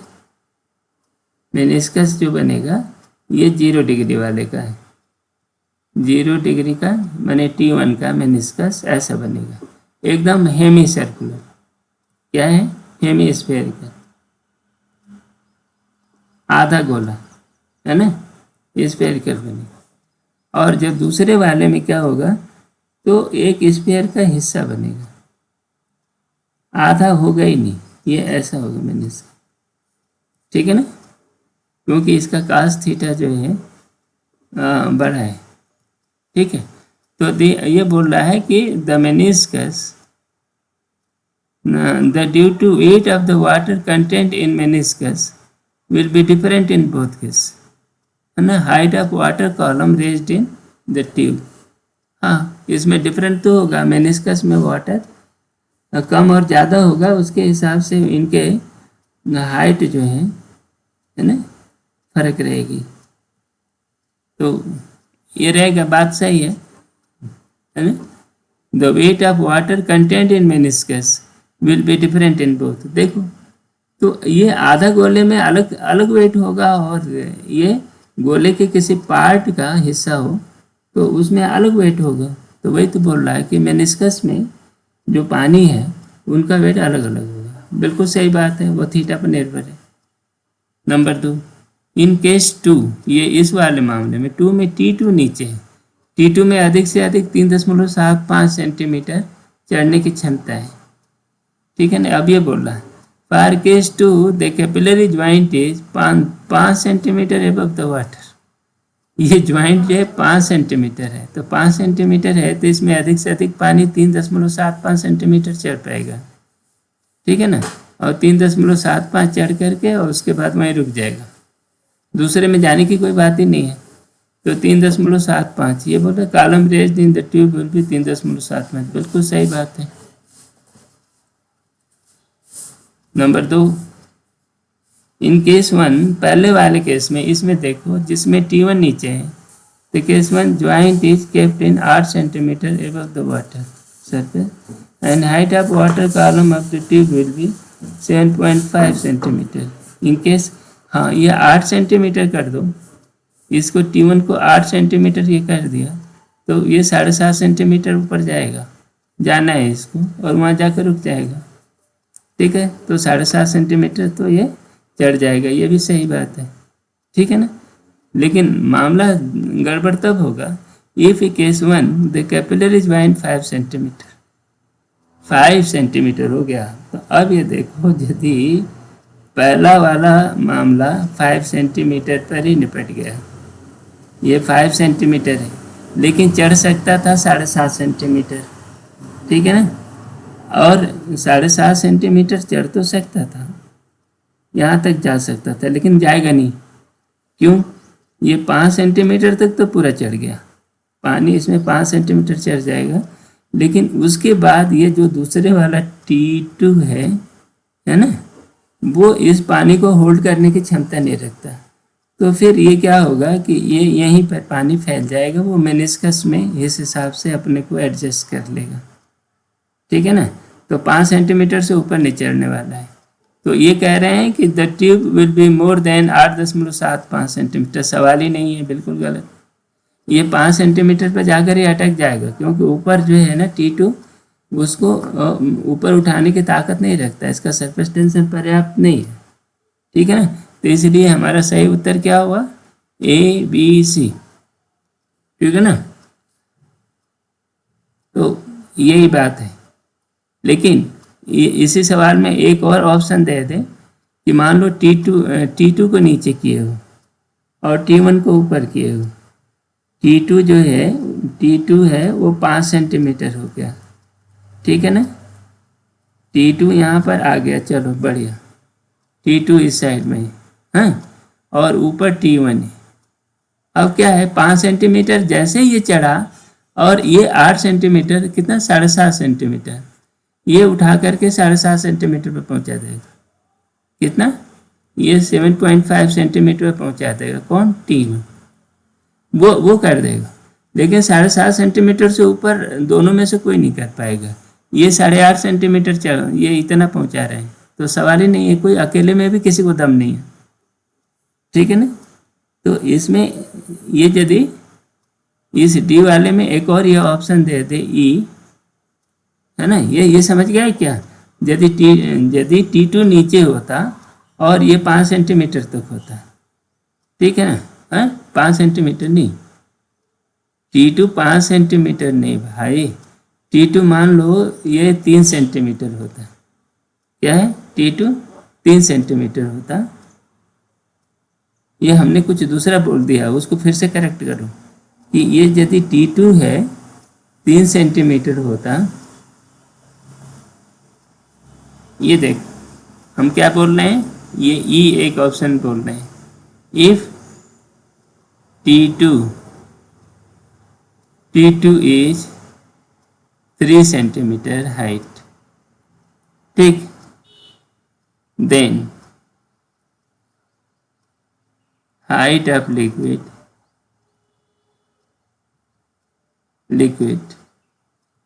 in 2 is, यानी केस 2 इज ये 7.5 सेंटीमीटर।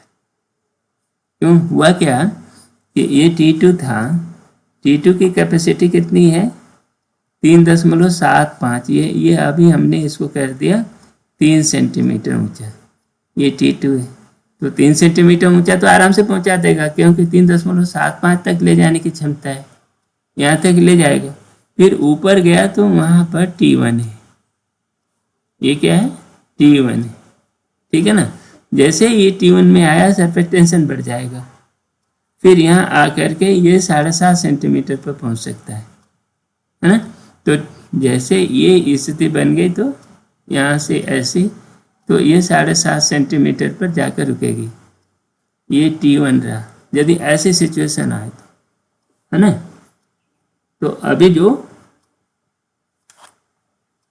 अभी जो ABCD वाली स्थिति है उसमें क्या है, उसमें ये है कि इसमें नीचे दिया है T2, क्या दिया है ये, इन केस वन T1 दिया है, joint is 5 centimetre above the water, तो ये नीचे दिया है 1, तो ये 5 सेंटीमीटर पर 1 खत्म हो गया, ठीक है ना, 5 सेंटीमीटर पर 1 खत्म हो गया। और अब ये आ गया T2, लेकिन T2 जो है ना, यहाँ सरफेस टेंशन इसका कम है, इसलिए इसको ऊपर उठाने की क्षमता नहीं है, इसको ऊपर उठाने की क्षमता नहीं है।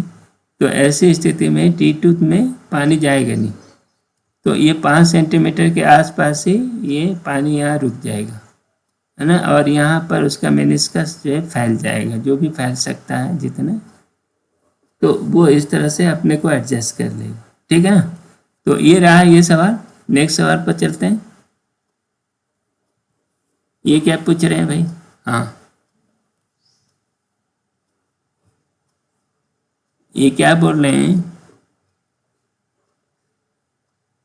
when the liquid medicine of density rho is put in the eye, it is done with the help of dropper।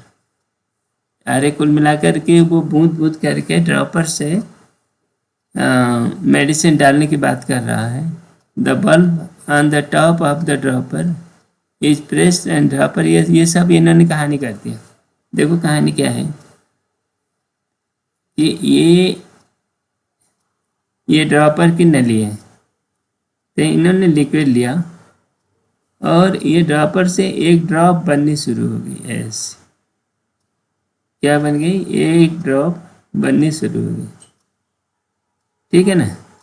अब मूल बात ये है कि ये इसकी रेडियस है R, 2R, नहीं रेडियस R है ना, रेडियस R है, तो ये डायमीटर 2R हो जाएगी ना। यहाँ पर इसको थोड़ा बड़ा बनाना चाहिए, चलो हम लोग बड़ा बना देते हैं, बड़ा सर्किल बना दो, ठीक है ना। अब यहाँ पे ये ड्रॉपर है, ठीक है ना, ठीक है। ये क्या है, इसका ये सेंटर है, तो सेंटर से ये मिला देते हैं। और ये क्या है, इसका ये टेंजेंट है, तो ये एंगल 90 डिग्री हो गया, ये टेंजेंट हो गया इस पर, ठीक है ना। ये बूंद है ना, ये बूंद है, पानी की बूंद है यहाँ पे, ये बड़ी सी, और पूरी सॉलिड पानी की बूंद है। तो अब ये कह रहे हैं कि ये बूंद कब टपक, बूंद के ऊपर पहले कितना फोर्स लग रहा है सरफेस टेंशन का, ये बताना है। दूसरे ये बूंद कब टपक कर नीचे गिर जाएगी, तो उसके बारे में अब हम लोग बात करेंगे। तो पहले क्या देखते हैं, radius of opening of door is R, dropper is R, the vertical force due to the surface tension on the drop of the radius R is, है ना, drop of the radius R, the vertical force कितना हो जाएगा। देखो ये surface tension है, तो surface tension इस नली के ऊपर ये पानी कैसे लगा रहा है, ऐसे फोर्स लगाएगा, ठीक है, तो उसकी प्रतिक्रिया लगेगी ऊपर की ओर ऐसे, ठीक है ना। अच्छा भाई, ये जो एंगल है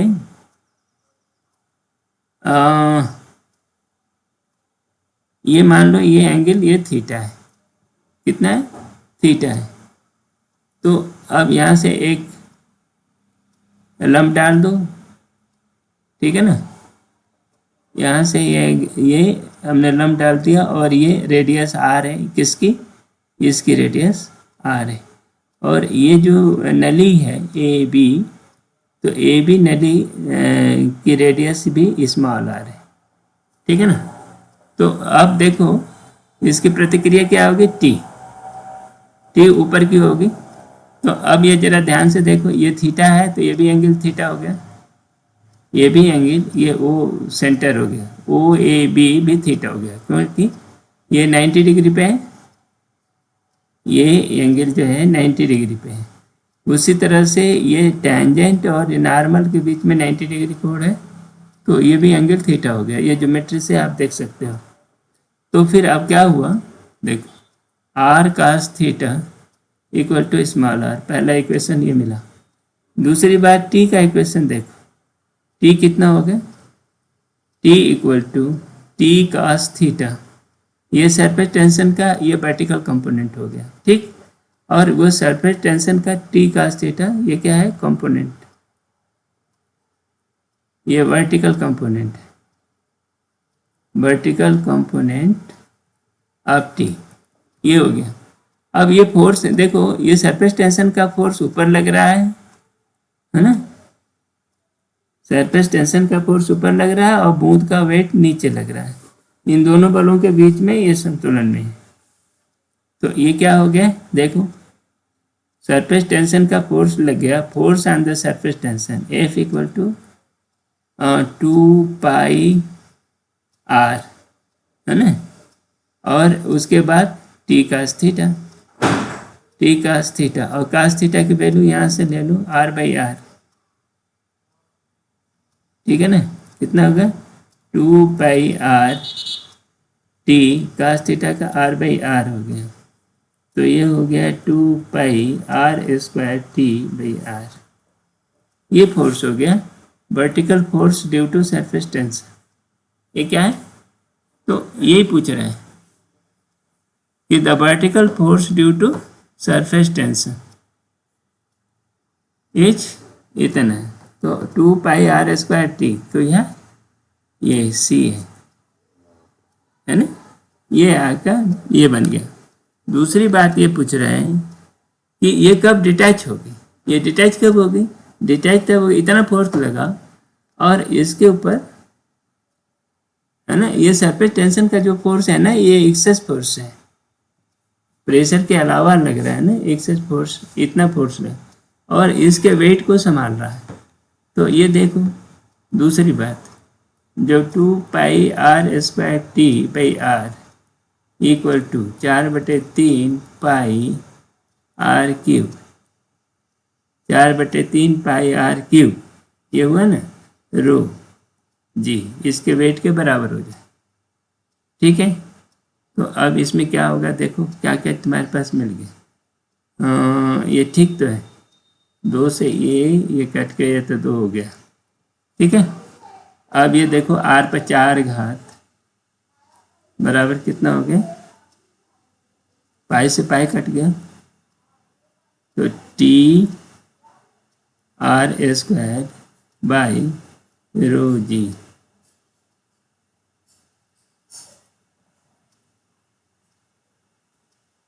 बाई रो जी, यही बना t r square by rho g, यही तो मिला। तो इसका मतलब ये कि आर इस आर पर जब जब रेडियस इससे इस आर से बड़ी हो गई तो वो डिटैच हो जाएगा। तो इसका मतलब आर बराबर कितनी हो गई, t small r square by rho g पर 1/4। अब इनको क्या चाहिए, radius of drop when it detach from the dropper approximately. अब रेडियस निकालो, ठीक है। तो ये आर पर 4 घात की जो वैल्यू आई ये कितनी आ गई, आर पर 4 घात की वैल्यू 3/2 टी आर स्क्वायर, ये 2 बच गया और 3 ये बच गया था, तो आर इतना हो गया। तो अब इसकी अभी ज़रूरत नहीं है फिलहाल, इसको हटा दो, आर पे इतना, ठीक है। अब ये फार्मूला से हमें कैलकुलेट करना है पहला ये सवाल, ये तो बन गया 14वां, ठीक है। 15वां ये पूछ रहा है कि आर बताओ, detach the dropper approximate radius बताओ, ठीक है।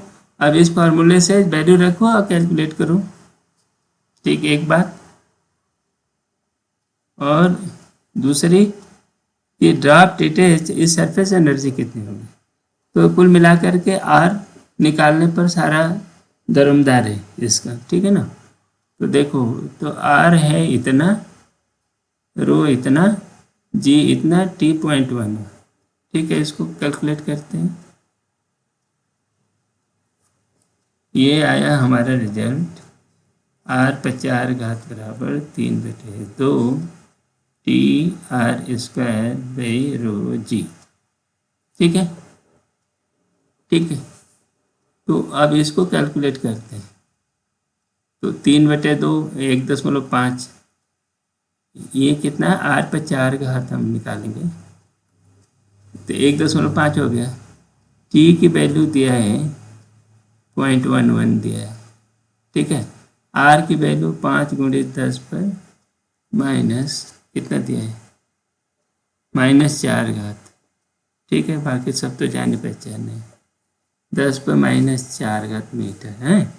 तो आर इसका स्क्वायर चाहिए हमें, ये चाहिए, और डिवाइडेड बाई रो 10 पर 3 घात और जी 10 दिया है, ठीक है ना। तो अब इसको कैलकुलेट करिए, तो ये 4.1 × 10 पर -12 हो जाएगा। कैलकुलेट करो, ये बहुत ज़्यादा मुश्किल नहीं है ना। तो ये इतना निकल गया। तो फिर आर जो निकल रहा है ना, आर निकलेगा कितना, पहले तो इसका रूट, तो ये हो गया r² हो गया 2 × 10 पर -6, फिर r कितना हो गया, r 1.41 × 10 पर -3 घात मीटर। ये दोनों ही वैल्यू हमें काम के हैं, ये भी लेगा। पहला दूसरे का r तो निकल गया, ठीक। तीसरी चीज, सरफेस एनर्जी क्या मांग रहा है, सरफेस एनर्जी E बराबर कितना होगा, 4πr² इंटू सरफेस टेंशन, ये इतना रहता है ना जूल। ये कितना 4π 3.14 गुणित कितना 4, ठीक। और r² की वैल्यू 2 × 10 पर -6 घात, और ये गुणित कितना हो गई T.11, ठीक है। ये वैल्यू इतना जूल होगी। इसको सरल करिए बिल्कुल, तो आपकी वैल्यू हो जाएगी 2.75, 2.75 शायद लगभग, और -6, ये इतना जूल हो गया, ठीक है। ये इसका बस सिर्फ कैलकुलेशन का है। तो ये जो आपका सवाल है ना, बहुत ही महत्वपूर्ण सवाल है। ये पहला उत्तर ए सही हुआ, इसका उत्तर क्या हुआ 2.7 बी सही हुआ, है ना। तो ये सवाल बहुत ही महत्वपूर्ण है। आईआईटी में जो एक सवाल इस तरह का दे देता है ना, तो वो जेईई मेन में इसका एक पार्ट उठा करके फिर सवाल पूछ देते हैं, है ना। ये बड़े मेहनत से इन्होंने इस तरह के सवाल बनाए हैं, लेकिन इस सवाल के अंदर ये बूंद के बनने, है ना, ये बूंद के पूरा बनने से लेकर उनके डिटैच होने तक की पूरी प्रक्रिया निहित है, ठीक है ना। इसको एक बार समझ गए तो फिर ऐसे सवालों में किसी तरह की दिक्कत आएगी नहीं। तो कभी आपको ये पहला सवाल पूछ देगा मेंस में, कभी दूसरा सवाल पूछ देगा, है ना, कभी इन पर आधारित कुछ और चीज़ पूछ देगा, लेकिन मेन कॉन्सेप्ट ये रहेगा। तो ये सवाल जो है अपने में एक पूरी दुनिया अपने साथ लिया हुआ है, ठीक है ना। तो इस सवाल को थोड़ा ठीक से समझ करके और मनन करके याद करके रखना चाहिए। ये दूसरी सवाल क्या बोल रहा है, देखिए, एक uniform capillary tube inner radius R is dipped vertically into the beaker filled with water, पानी में डाल दिया, ठीक है। उसमें हाइट एज तक कैपिलरी में चढ़ गया पानी, ठीक है। सरफेस टेंशन सिग्मा है, एंगल ऑफ कांटेक्ट थीटा है, ठीक है। Ignore the mass of water in meniscus, meniscus को छोड़ दो। Which of the following statement is true, तो हमारा फॉर्मूला क्या बनता है, H equal to 2t cos theta by are rho G. R क्या है, कैपिलरी की रेडियस है, R is radius of capillary, capillary, ठीक है ना, ये बात। अब इस फॉर्मूले पर पूरा ये सवाल पूछ रहा है, बताओ for a given material, material capillary tube H decreases with increase in are. देखो एच आर इज कांस्टेंट, क्या हो गया, एच आर इज कांस्टेंट, क्यों, टी मटेरियल पर निर्भर है, थीटा मटेरियल पर निर्भर है, रो मटेरियल पे है, जी उसके किसी पर निर्भर नहीं है, ठीक है ना, तो एच आर कांस्टेंट। तो अब ये कह रहा है for a given material h decreases when r increase, r बढ़ेगी तो एच छोटा होगा, सही बात, एच आर कांस्टेंट। तो क्या एच डिक्रीज है, आर बढ़ा कि एच छोटा हुआ, सही ना, हाँ। For a given material capillary of tube H is independent of, क्या है, सिग्मा, सिग्मा क्या है, सरफेस टेंशन है, टेंशन, इसको सिग्मा बता दिया, हम लोगों ने टी लिया है तो हम लोग भी सिग्मा कर लेते हैं, ठीक है ना। तो कह रहा है कि H is independent of sigma, सवाल ही नहीं है, बिना सिग्मा के एच होगा ही नहीं, तो ये गलत हो गया ना, इसमें सिग्मा तो है, ये सिग्मा के ऊपर पूरी तरह dependent. In this experiment is perform in the lift going up with a constant acceleration, then h decrease हो। यदि ये एक्सपेरिमेंट क्या करो, लिफ्ट में भेज दो, कांस्टेंट एक्सेलरेशन से ऊपर जा रही, तो जी का मान क्या हो गया, जी का जी प्लस ए हो गया, ठीक है ना। तो एच पर क्या असर डालेगा, बाकी और कुछ पर असर नहीं पड़ेगा, एच पर तो पड़ेगा, एच डिक्रीज है, बिल्कुल सही बात है। क्या देखो, अरे जी का मान बढ़ गया, जी के इन्वर्सली प्रोपोर्शनल है, जी बढ़ गया तो एच छोटा हो गया। ये h is proportional to contact angle theta, h is proportional to contact angle theta, इसको हम कैसे कहते हैं, प्रोपोर्शनल टू कास थीटा है, h is proportional to cos theta, ठीक है ना। और ये जो है कास थीटा के प्रोपोर्शनलिटी में थीटा के प्रोपोर्शनल नहीं होता, ये देखो कास थीटा, थीटा बढ़ने के बाद घटने लगता है, तो प्रोपोर्शनलिटी नहीं हुई है ना, तो ये गलत हो गया, h is proportional to cos theta, ठीक है ना, तो ये गलत है। तो अपना सही क्या होगा, ए और सी, ये ए और सी सही हुआ, ठीक है। अब अगला सवाल लेते हैं, इसमें क्या क्या बात कर रहा है, देखो ये एक ट्यूब है, क्या है, एक ट्यूब है, एक इंड वन है, ए ले लो और इनका बी ले लो, ये टाइटली बंद है, इस पर वन पर कहता है अब पढ़ो, initially the wall is tightly closed ना, end one has a hemispherical soap bubble, hemispherical soap bubble, ऐसा है पूरी तरह से आधा गोले के बराबर सोप बबल है, ठीक है ना, ए पे, और बी पे अब सब हेमी पे, उसकी रेडियस बड़ी है, आधा गोला नहीं है ना, रेडियस बड़ा है लेकिन आधा गोला नहीं है,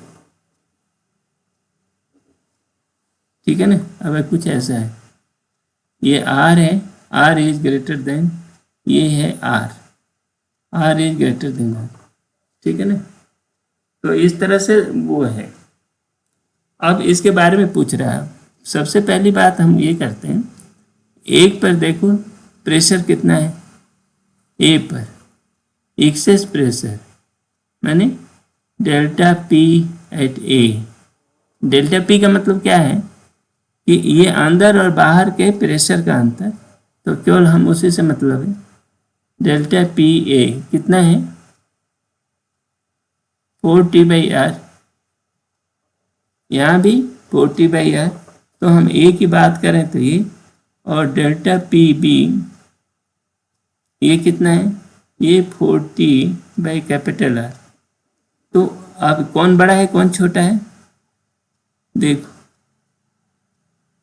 delta p a is greater than delta p b, ठीक है ना।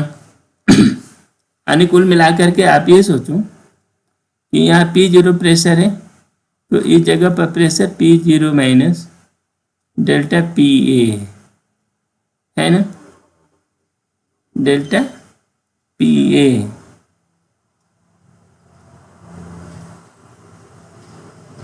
नहीं, इससे ज़्यादा है ना यार प्रेशर, ये P0 प्लस डेल्टा पी ए, और यहाँ पर P0 plus delta p b, ये प्रेशर है ना।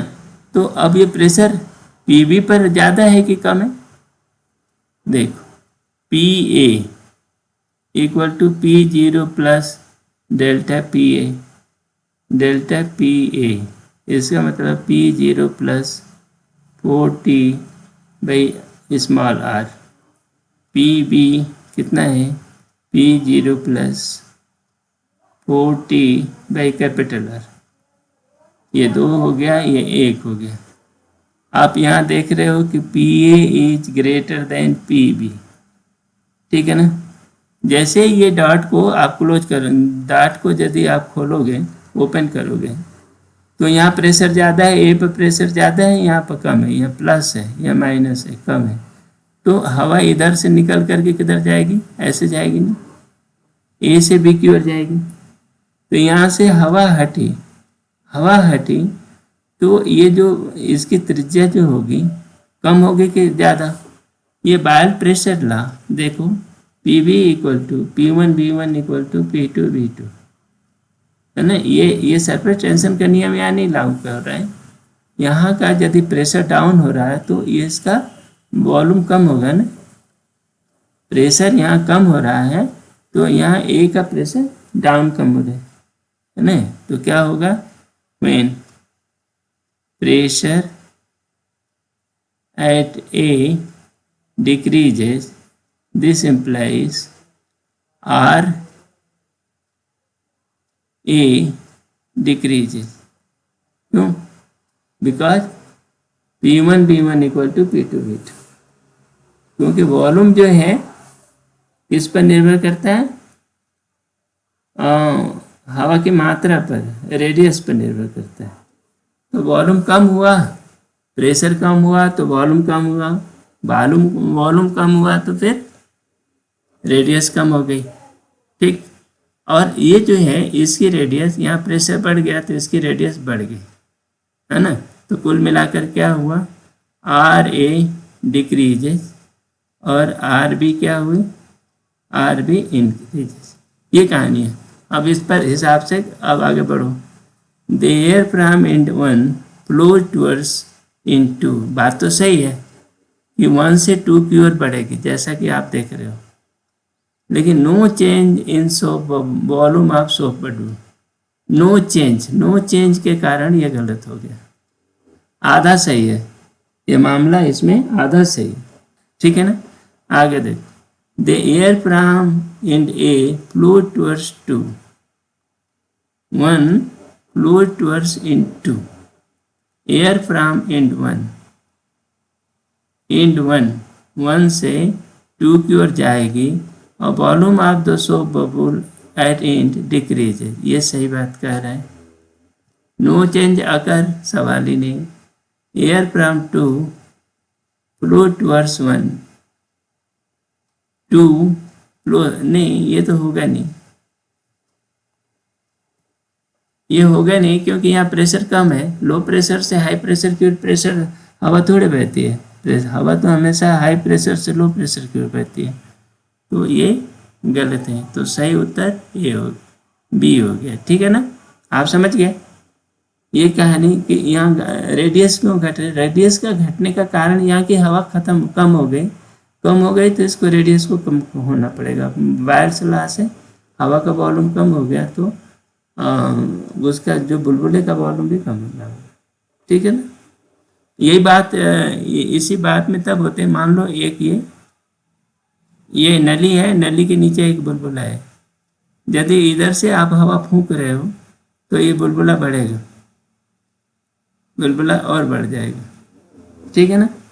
और यदि इधर से हवा निकाल रहे हो, पंप कर रहे हो, तो ये बुलबुला छोटा होगा। ठीक है ना। ये कहानी तुम देखे हो क्या? आप खुद ही गुब्बारा फुला कर देख सकते हो।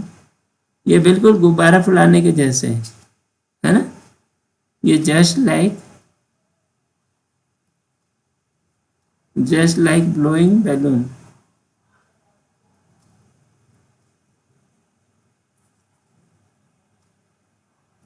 ठीक है ना। बैलून को जिस तरह से हम फुलाते हैं, हवा भरोगे तो फूलता है, हवा निकाल लोगे तो पिचक जाएगा। तो यही काम ये है, इसकी हवा निकल गई तो ये इसका वॉल्यूम घट गया। ठीक है। नेक्स्ट ये सवाल देखो, ये सवाल भी बड़ा अच्छा और मजेदार है। ये सवाल थोड़ी सी समझने वाला है ना। ये कहते हैं ये सिलेंडर है, ये पूरा क्या है, ये एक सिलेंडर है। और इसमें कह रहे हैं कि ये सिलेंडर को ऐसे काल्पनिक प्लेन से काट दिया, ABCD, ये ऐसे प्लेन से इन्होंने काटा है। काट दो भाई इसको। ठीक है, काट दो। ठीक है ना भाई, इसको इन्हें काट दे। अब कह रहा है कि ये आधा भाग वाला, ये रेस्ट आधे भाग पर कितना फोर्स लगा रहा है। ठीक है, ये फोर्स बताओ कितना होगा। इसमें दो फोर्स लग रहे हैं, देखो ये एक तो ये है और दूसरा है ये सिलेंडर है ना, और ये आधा सिलेंडर रह गया। ये सिलेंडर जो है आधा आधा सिलेंडर अब रह गया। देखो तो एक फोर्स तो ये कर्व सरफेस है ना, कर्व सरफेस के ऊपर ये इतने से ये ऐसे फोर्स धक्का दे रहा है। कैसे दे रहा है? इस वाले पर। तो ये क्या है, ये बेसिकली ABC पे ये जो रेस्ट वाला फोर्स दे रहा है ऐसे। ये कितना फोर्स दे रहा है ये सिलेंडर का? तो एक प्लेन सरफेस का जो प्रेशर है, प्लेन सरफेस पर जो प्रेशर है, तो वो क्या होता है, वो प्रेशर फोर्स जो होगा वो होगा area into pressure at centre of mass. यही हाइड्रोस्टैटिक में पढ़े हो, वही चीज इसमें भी। तो ये कितना हो गया, एरिया कितना हो गया, देखो ये 2R, ये भी 2R है ना। ये देखो 2R दिया हुआ है इन्होंने, 2R है। हाइट इन्होंने H दिया हुआ है, H हाइट तक ये पानी भरा है, शायद पूरा नहीं भरा है गिलास को, तो H भरा हुआ है। ठीक है ना। तो इसका एरिया हो गया H इंटू 2R। ठीक, ये हो गई। और इसके सेंटर ऑफ मास पे प्रेशर कितना हो गया, H/2 रो जी। ये हुआ ना। तो अब ये जोड़ लो, कितना हो गया, H² R रो जी। ये फोर्स हो गया। वो कौन सा फोर्स हो गया, जो ये पानी का जो प्रेशर है ना सेकेंड हाफ का, ये इस पर लगा रहा है। दूसरा है एक फोर्स यहाँ लग रहा है इसके टॉप पर सरफेस टेंशन का, ये और ये पूरे इसके जहाँ दोनों ये काट रहा है ना AB के ऊपर, इस पर लग रहा है। जहाँ ओपन सरफेस है तो AB लाइन के ऊपर सरफेस टेंशन का फोर्स लग रहा है। तो AB सरफेस टेंशन का force due to surface tension क्या होता है, TL है ना। सरफेस टेंशन T है, L कितना है, 2R है। ठीक है ना। तो 2RT, ये दूसरी बात हो। यही दो फोर्स लगा रहा है। ये पूछ रहा है कि force on the water on one side of the section by water of other side of the section है मैग्नीट्यूड इतना। ठीक है भाई, ये हो गया। ठीक है, तो ये जो टोटल फोर्स हो गया, फोर्स जो लगा वो कितना हो गया, H² R रो जी प्लस 2RT। नहीं, 2RT उल्टा लग रहा है माइनस, ये माइनस लग रहा है ना, और ये जो प्रेशर लग रहा है ऐसे लगा रहा है, तो -2RT हो गया, ठीक है कि नहीं। लेकिन एक फोर्स और लग रहा, ये जो है वायुमंडल का प्रेशर यहाँ पर P0 है, तो जो यहाँ PC हमने कैलकुलेट किया, PC वो क्या हुआ, P0 plus H/2 ρg, P0 भी यहाँ आएगा, ठीक है ना। तो उसको भी सम्मिलित कर लो, है ना, PC में इसको सम्मिलित कर लें, तो ये P0 और एरिया 2RH और बढ़ जाएगा, तो टोटल फोर्स कितना हो गया देखो, P0 2RH, ये P0 के कारण प्लस H² ρg -2RT, है ना, ये हो गया, ठीक है ना।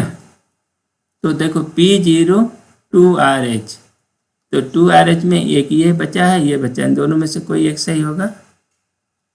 अच्छा, H² ρg, H² ये चाहिए, ये चाहिए, ये चाहिए, और 2RT, तो हमें ये मिला, तो B सही है, ठीक है ना। ये एक्चुअली कहानी बस इतनी है, हम लोग हेड प्रेशर गेज प्रेशर पर निकालते हैं यहाँ पर, ये बाहर भी P0 है, उसको भी ले लो, PC की वैल्यू में ये जोड़ लें और उसको गुणा कर लें, और सरफेस टेंशन का फोर्स जो है उसके उल्टे दिशा में लग रहा है, ऐसे खींच रहे हैं, है ना। ये वाला पार्ट जो है, ये आधा वाला जो पार्ट है ना, ये सरफेस टेंशन का फोर्स ऐसे लगेगा ना सरफेस की दिशा में, और इस पर जो प्रेशर की वजह से फोर्स लगेगा वो ऐसे लग रहा है, तो इन दोनों का ये अंतर हो गया है, बस इतनी सी कहानी है। अगला ये क्या बोल रहा है, कंसीडर ए स्क्वायर प्लेट, हाँ इनकी कहानी क्या है, ये विस्कोसिटी का सवाल है, ये पानी है, पानी का तल है यहाँ पर स्थिर है AB पे, है ना, यहाँ पर पानी चल नहीं रहा, ये H ऊंचाई के बाद यहाँ पर ये एक प्लेट रखी हुई है, ये प्लेट, ये अगला सवाल लेते हैं। ये सवाल में क्या कह रहे हैं कि एक थिन स्क्वायर प्लेट है AB, ये BCD है, ले लो ये, ठीक है ना।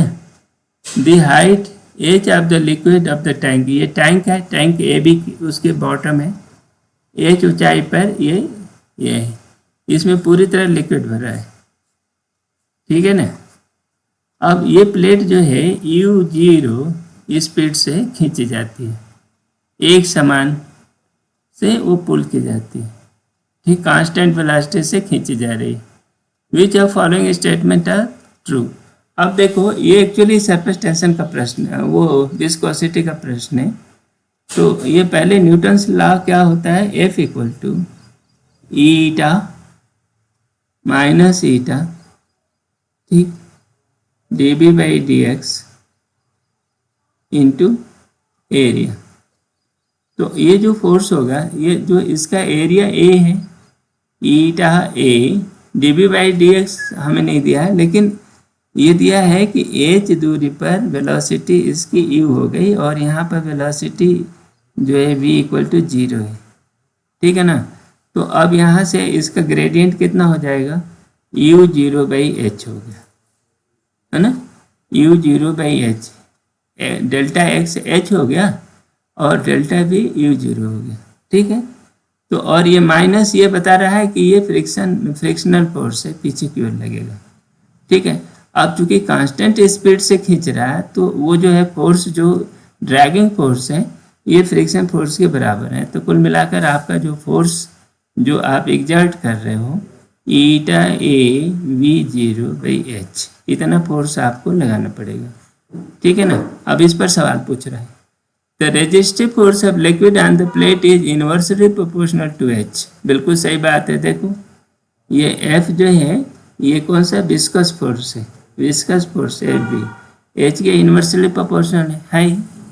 The resistive force of the liquid on the plate is independent of area of the plate, सवाल ही नहीं, ये एरिया के प्रोपोर्शन है, एरिया से इंडिपेंडेंट नहीं है, ठीक है ना।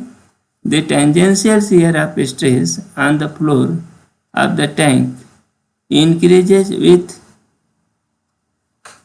u0. Tangential shear stress on the floor of the tank increases with u0, ठीक है ना। तो ये फ्रिक्शनल फोर्स जो है u0 के प्रोपोर्शन है, तो ये भी सही बात बोल रहा है। The tangential shear stress on the plate varies linearly with viscosity eta, eta के प्रोपोर्शन है, तो ये तो सही है ना। अब ये सी भी सही है ना, u0 के प्रोपोर्शन है, तो जो टेंजेंशियल फोर्स है वो u0 के प्रोपोर्शन है, ठीक है। तो इसलिए उत्तर हो गया ए सी डी, ठीक।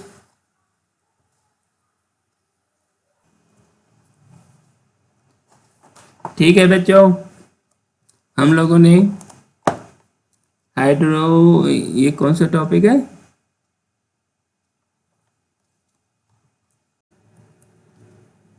ठीक है बच्चों, हम लोगों ने बहुत लंबा सेशन किया और ये सरफेस टेंशन का ये अंतिम सवाल है और इसी के साथ सरफेस टेंशन तथा फ्लूइड मैकेनिक्स का ये चैप्टर समाप्त होता है। इसी के साथ ये वीडियो भी समाप्त होता है। मिलते हैं अगले वीडियो में। Thank you very much. आप प्रैक्टिस करते रहो, मेरी शुभकामनाएं आपके साथ है। Thank you.